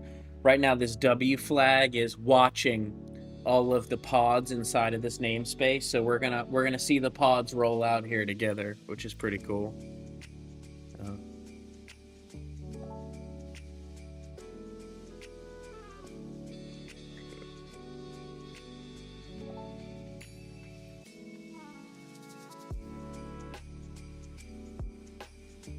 So see, you can see, so that's Kubernetes handling that rollout for me, which is really awesome. So like this command, it's going to spin up a new pod before it terminates your old pod. And this is a way to really minimize downtime, right, on a production system. So then I'm going to run status, check the status. And now we're going to come to our code here. Let's bring this back. And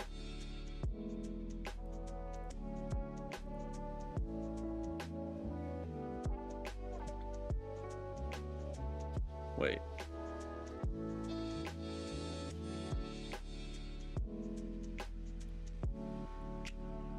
Interesting. Hold on.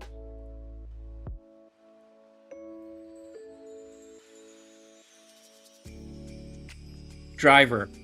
Boom. So there you guys see. We can see that this was Santa Claus in the vehicle.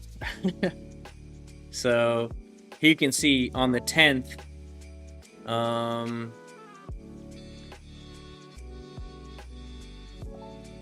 I guess I didn't move the vehicle yesterday, but on the 10th, that was Santa Claus in the vehicle, right?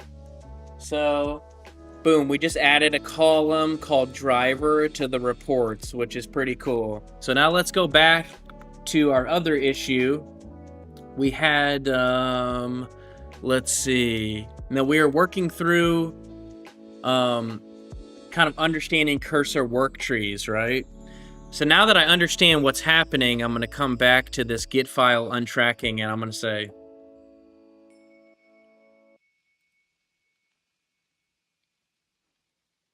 one second here. Let's get a little sip of coffee. So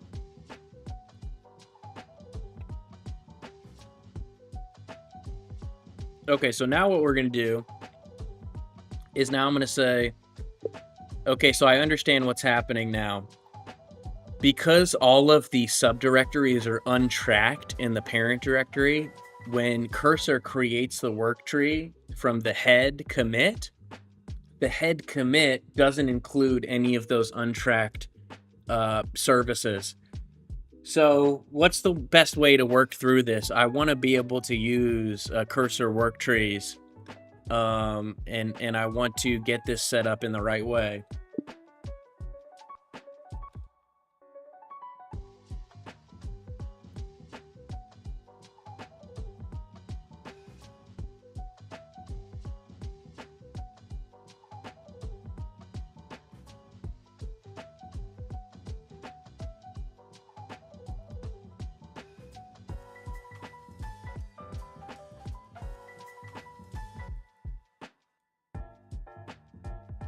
Ooh, I've never used Git submodules. Interesting. Hold on.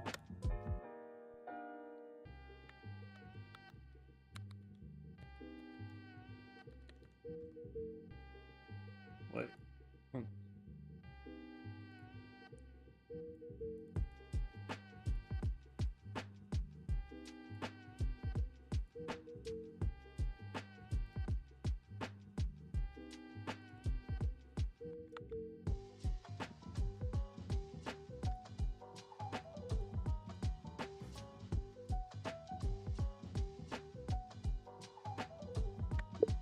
What are Git submodules? Explain them to me.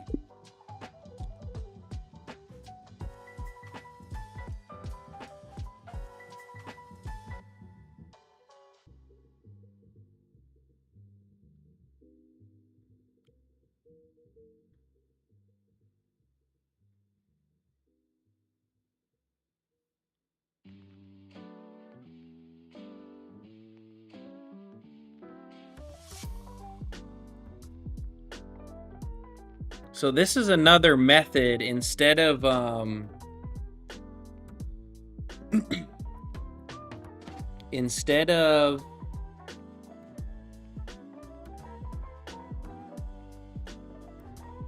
creating a mono repo, I can maybe do this.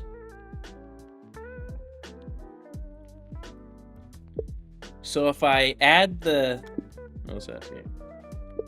So if I add the submodule, will it always point to the head of that repository?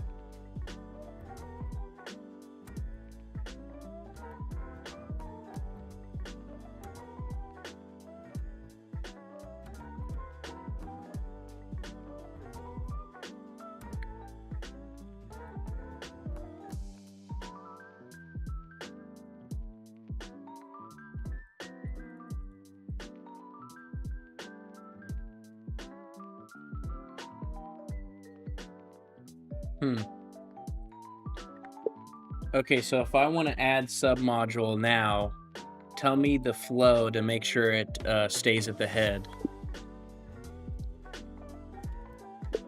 I'm okay considering adding the submodule, but it's not going to stay at the head commit of that repository, right?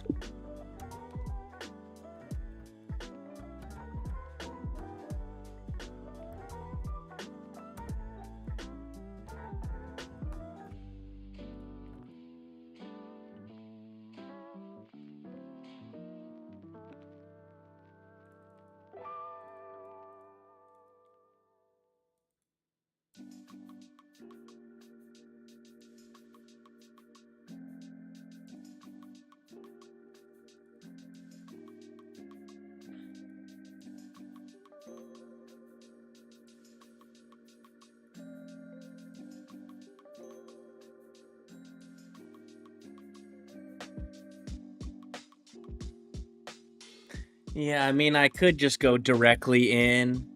I kind of wanted it to have access to the entire service, but for now, what we're gonna do, there's ways to do it. I could add a Git submodule, but for now, what I'm gonna do is I'm just gonna go straight into Cactus Gate. Then we're gonna run git status. Okay, we're on the go refactor. Let's open up cursor inside of this directory. Now we're gonna do work tree. And let's look at work trees and see if there's any open right now.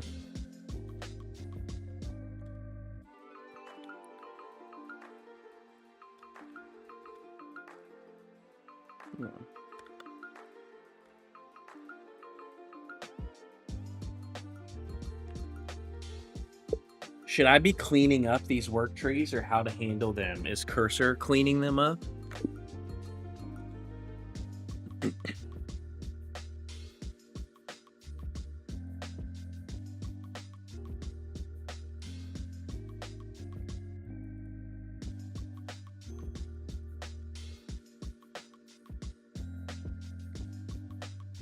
All right, it's fine. For now, I'm just doing research really. So let me come back here. Let's go to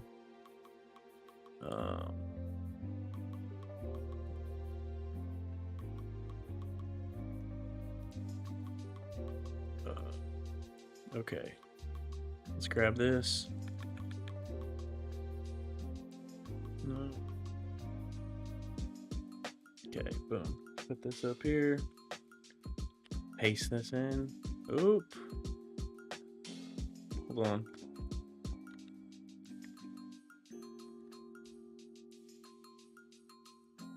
Grab this. It's our message. Paste it in.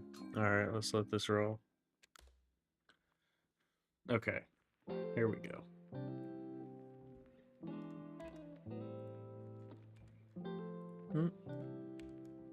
Okay.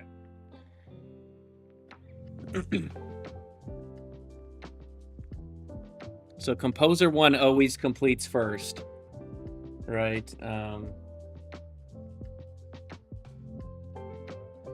Let's see what Composer 1 says here. Okay, reviewing the current code base to understand existing implementation. Then brainstorming the Go refactor.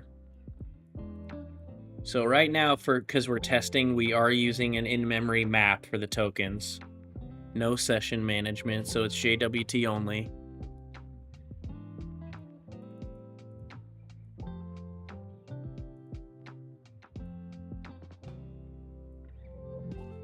So Redis structure. Session tokens.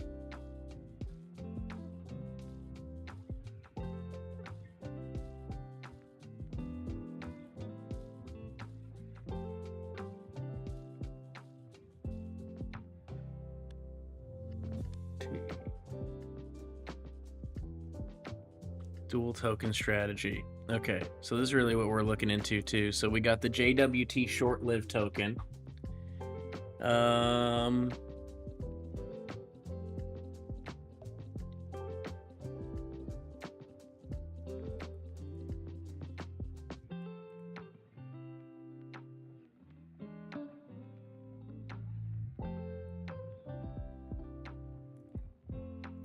So user logs in, auth callback, create a session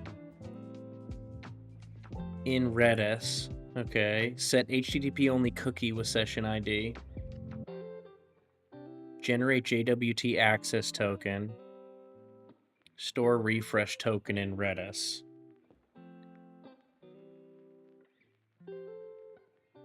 Go implementation. Okay. Permission system.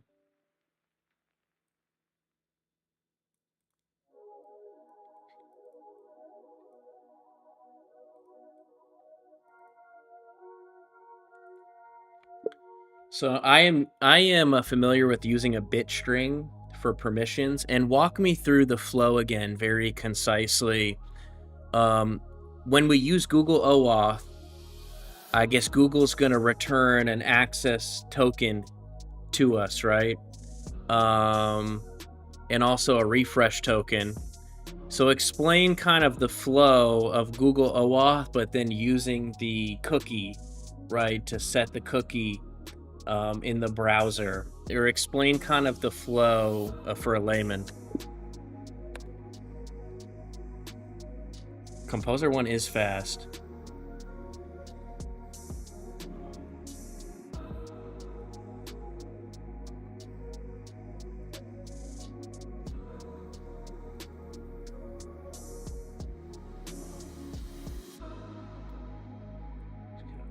Tokens.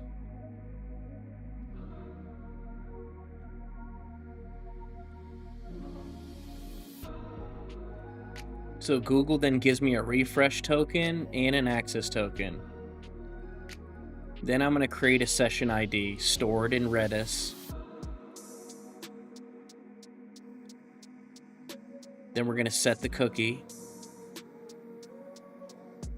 And then the user at the client, it's going to store that cookie in the browser.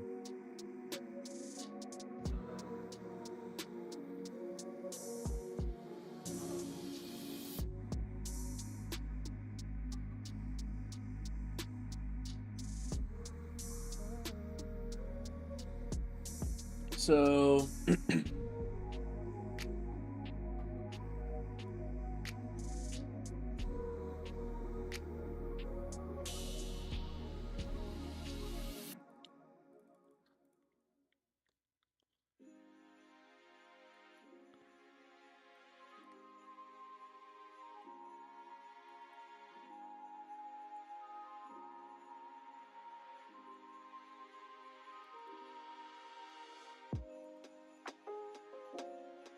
got it.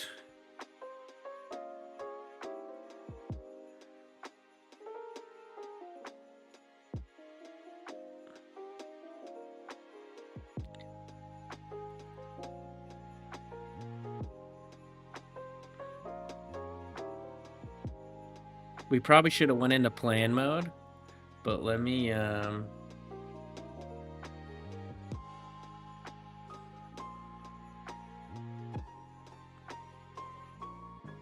okay, let's see what Gemini 3 Pro said.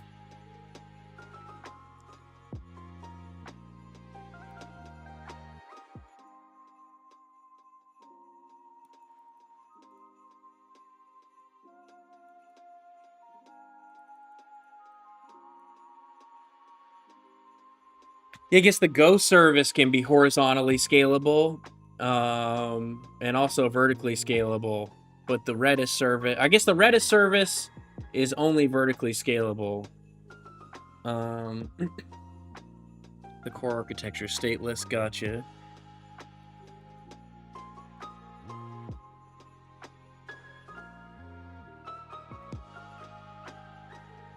Yeah.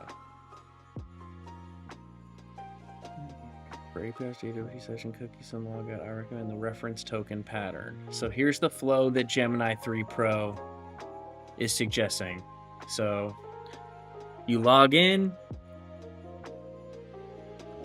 OAuth, we get the access token and refresh token back from Google. Then we go create a session in Go. It stores the user profile plus Google tokens plus permissions in Redis. Okay.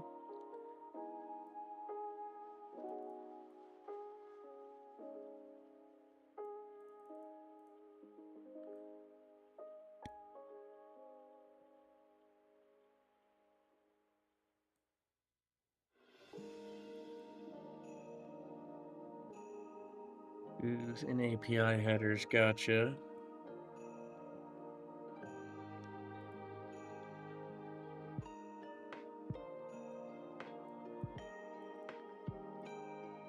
What's nice about the JWT token too is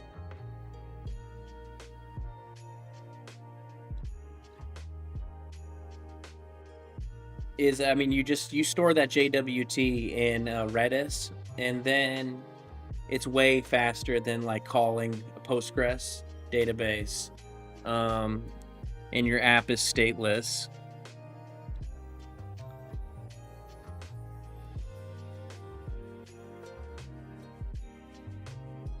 Okay, so it kind of gave me a very similar approach in Gemini 3 Pro. Let's see what Grok Code said here.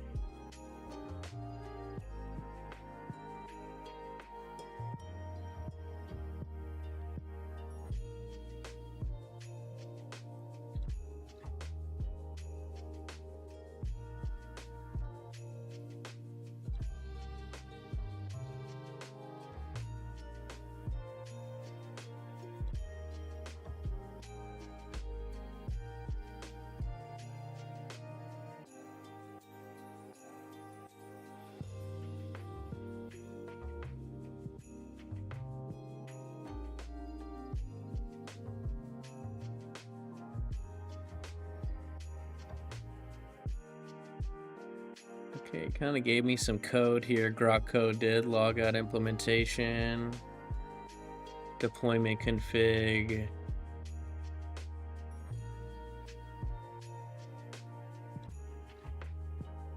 Concerns and solutions.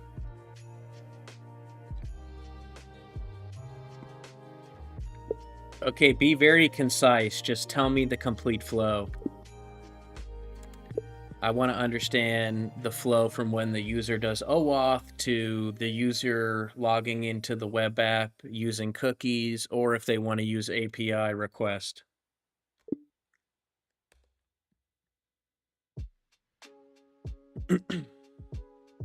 See if Grok Code. Grok Code's quick, I have to say.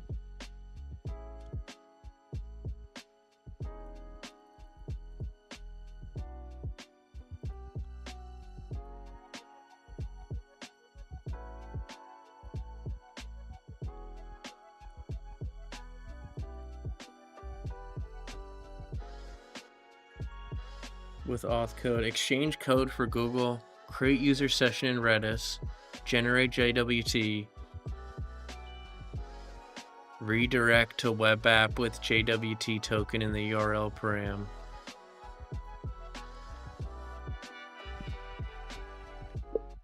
Why would we do this if we have cookies? Wouldn't we set the cookie in their browser?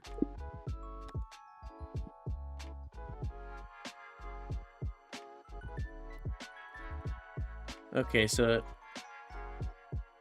it had some strange behavior there where it's telling me to do some redirect with a JWT token in the URL. I mean, that could be good, and it's short-lived, so I guess it's not an issue. But if we're going to put a session in Redis, I guess that's maybe a fast way to log them in. And maybe you also set the cookie, but need to think through that a little.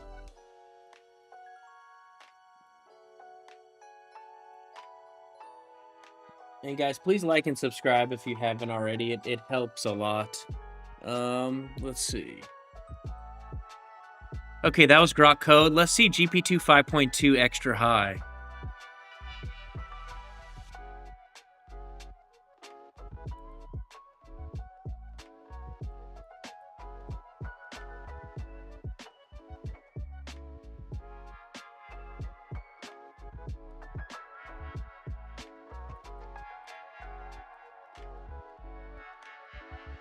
Yeah, so it doesn't really understand why Redis is only vertically scalable here, or at least my Redis setup. I'm just gonna pass it my Redis setup. First, let's just read through recommended flow browser.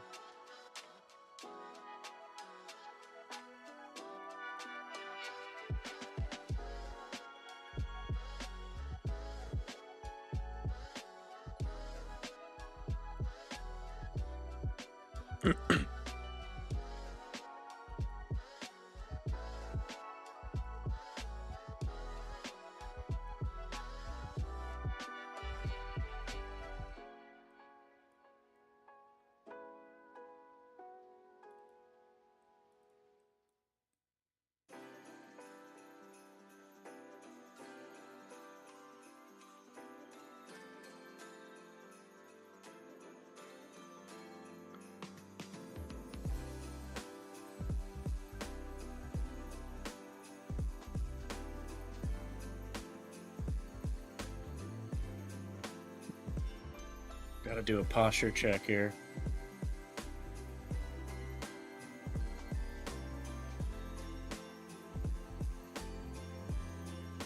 Need for changes, interesting.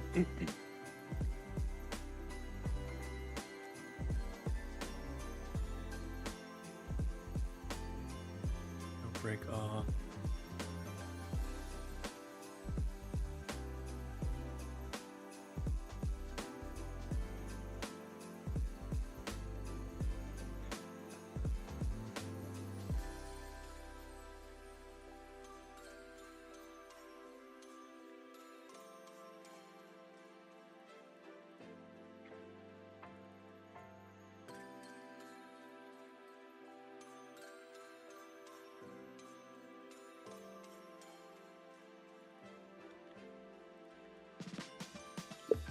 For now, I was just going to use Google OAuth.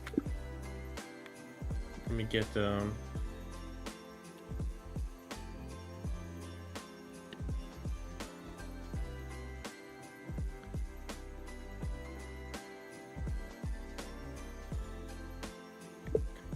Here is my Redis stateful set. This is not horizontally scalable, right? Redis is not horizontally scalable. It's vertically scalable, but not horizontally. I want you to confirm that. Now, Go, we could scale the Go authentication service vertically or horizontally. I want you to confirm this.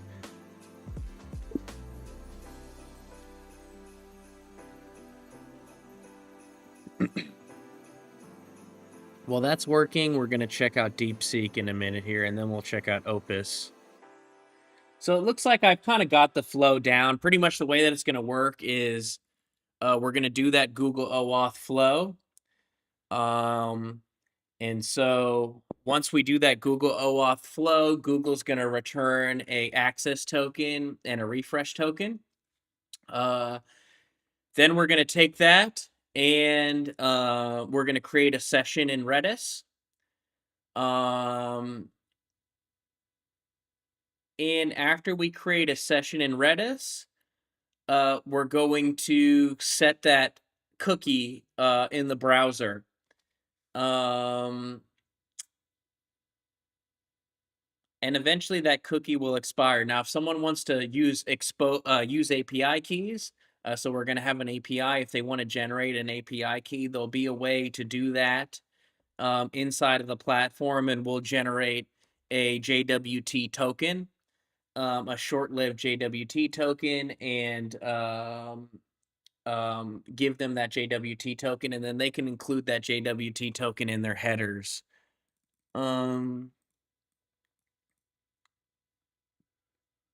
So let's see.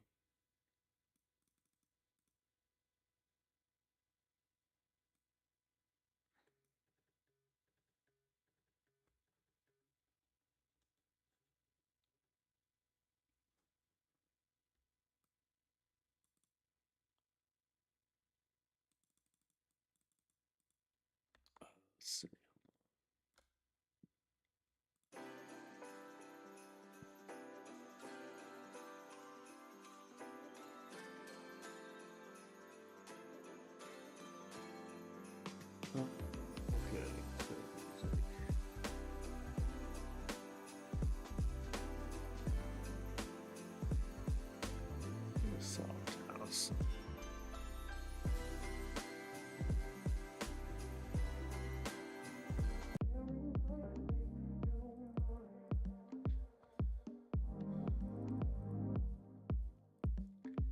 No, so what I mean is in the past, when I've done Kubernetes upgrades, Kubernetes will reschedule the nodes sometimes in different regions, and through that I found out that Redis pods have to be in the same region as the persistent volume storage.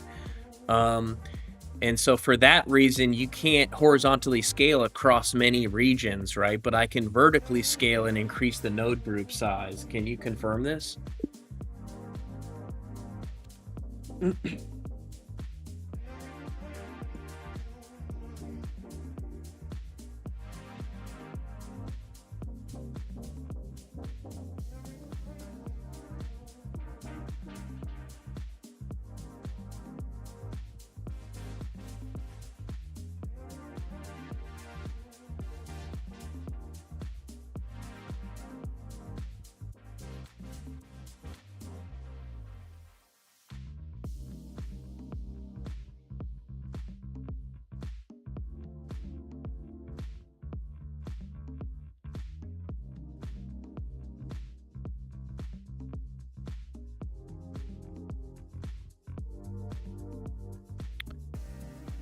So let's see.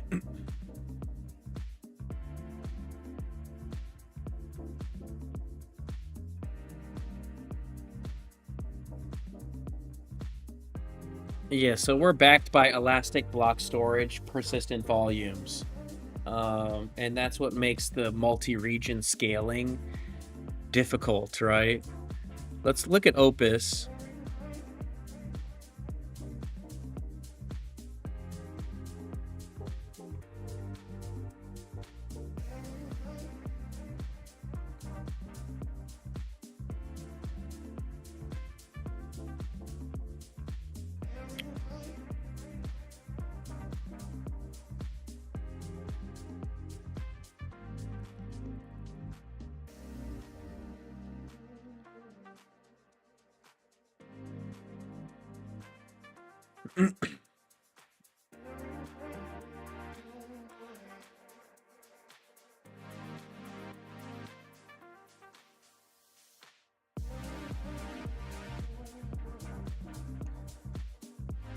Yeah, it's funny, but I mean, for JavaScript's a great language, but if you're doing heavy input output and you're working with engineers that really don't understand like the event loop and asynchronous versus synchronous and when and why to do async, how to chain promises together, how to keep the async stuff off the event loop, the node can get very complex very fast. Um,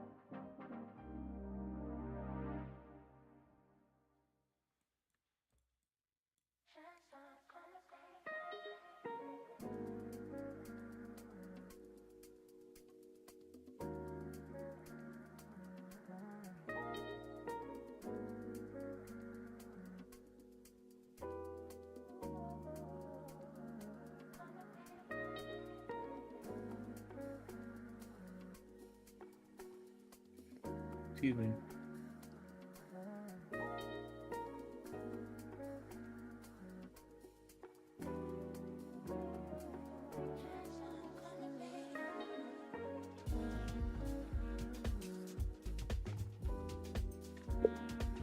So this service will be able to generate JWT API keys for users that want to use the API.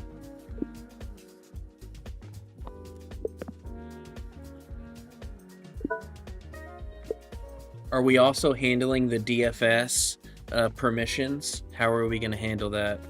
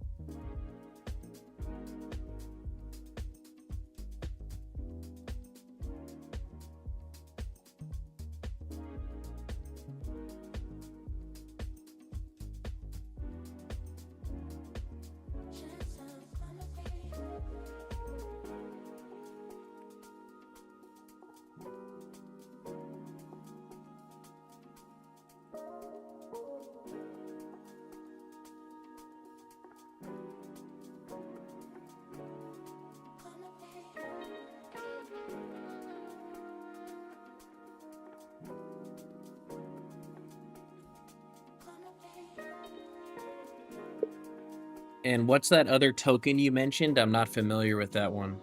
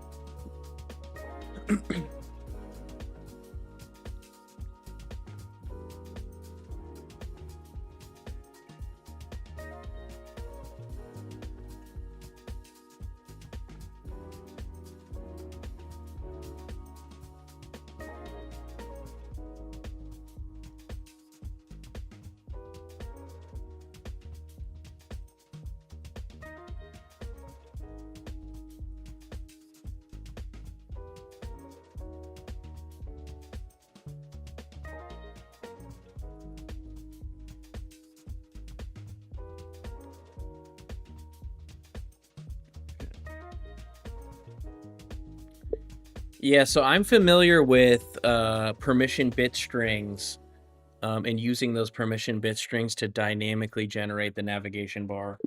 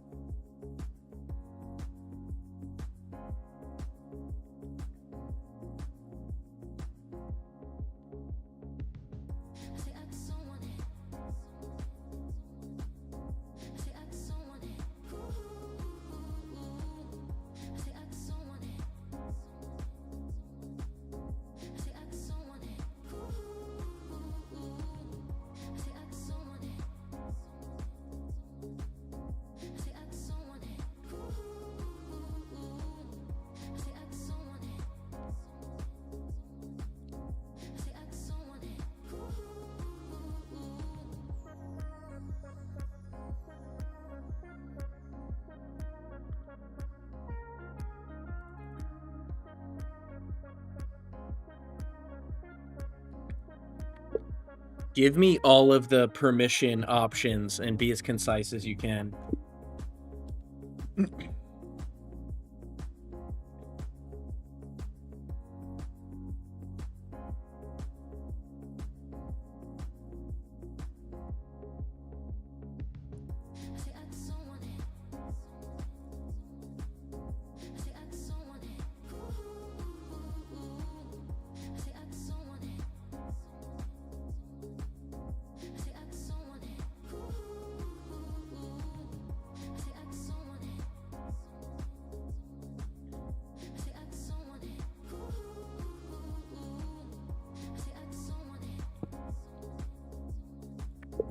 I thought you mentioned some other options.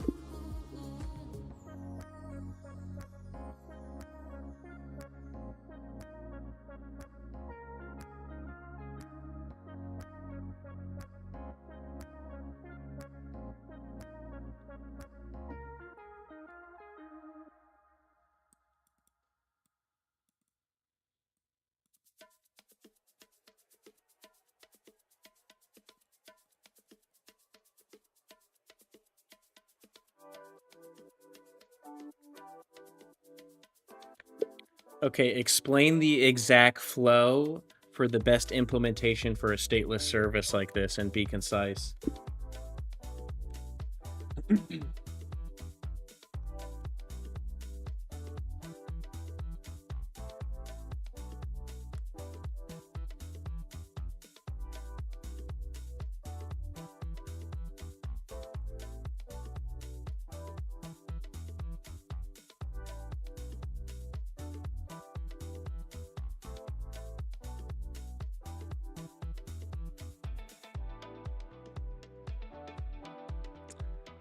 Okay, guys, good. So I think I'm gonna end the stream here today.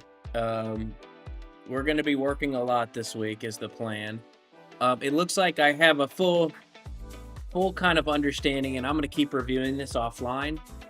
Keep kind of preparing this. And so on the next stream, we're gonna kind of get right into it and start building this. Set up our authentication service.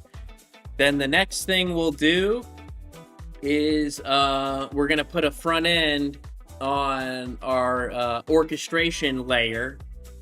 So we got the orchestration layer, and then we got the voice layer. The voice layer is probably we're gonna end up using the real-time API. So we're gonna make some changes with the Twilio configuration, and this is the agents business. Make some changes with the Twilio config and the way that we handle the WebSocket or the webhooks, or however Twilio handles, however we can kind of pass the chunks to the OpenAI real-time voice infrastructure. And then we're kind of separate the voice layer from the orchestration layer. And so what we're going to do is we're going to get a front end just kind of get a front end up on top of the infrastructure. So then we can start making test calls and start debugging it, right? Because there's still issues, like I'm still trying to connect to calendar availability, send SMS, and do the intent classification. And so maybe we can get all of this running locally, and then we could start to use the cursor debugger, right, to maybe try to help us kind of work through some of the challenges with the voice agent. So we'll build out this authentication system. We'll get Redis set up locally. We'll get a front end up. And then we're going to start thinking through like the schema, right? So I guess what the JSON schema is when different services are talking to each other, how we're going to set up the database schema for this agent's business. And so we'll start working through a lot of that this week. Let's see. So these are some good plans here. And we learned some interesting stuff. So I kind of learned a lot about cursor work trees today, which was helpful. Definitely. So now we kind of understand cursor work trees. I kind of understand how I need to maybe reorganize some of my project, right? For now, we have a few different options, but at some point we're going to kind of redesign the structure of the project. Yeah, thanks, Osiris. Yeah, I'll be back very soon. Some good start today, I think, though. By the end of the week, we'll definitely have this. By the end of the week, we'll have the authentication service built out.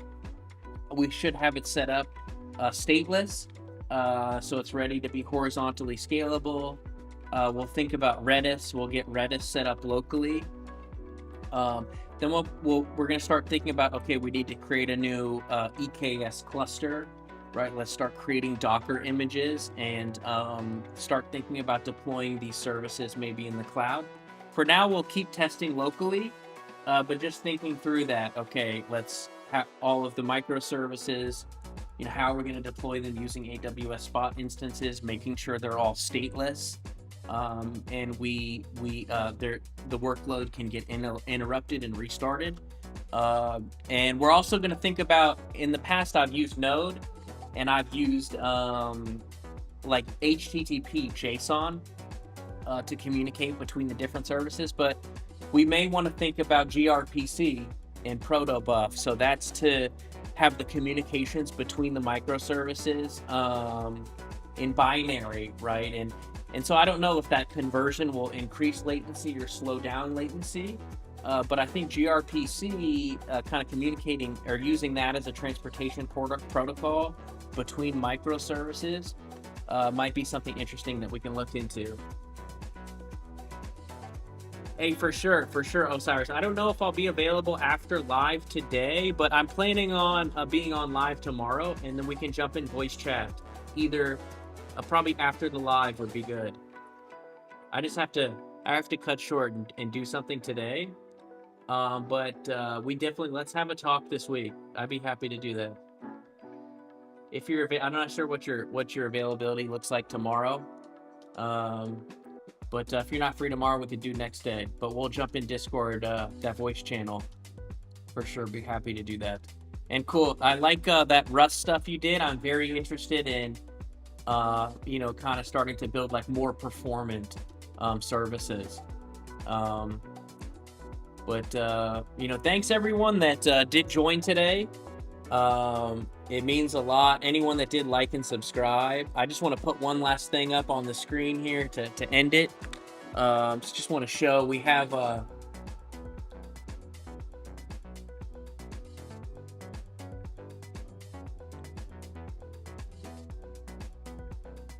so again, just want to show kind of the trajectory of the channel. So we're definitely trending up. Again, want to thank anyone that has liked and subscribed so far. This is a channel about vibe coding. If you're interested in technology, if you're concerned about kind of some of the disruption that's happening to some job roles in our economy, and you're starting to think about technology more, what is AI? How can I start using AI in my workflow? This is the right channel for you. And also, if you're interested in like very high level general AI discussion around some of the bigger topics in AI, or topics, I guess, that are being discussed in great detail. You can also check those out. We have some videos on that. But again, thank you to everybody. And if you haven't joined already, join the Discord. It's discord.bluecactus.ai. I'm happy anyone can join at any skill level. We don't discriminate on skill level. If you know nothing, feel free to join. Don't be shy. Don't be bashful. If you know a ton, feel free to join. You don't have to say a lot or say anything at all, but we're happy to have you in the community. See you, Osiris. See you, everybody. Thanks.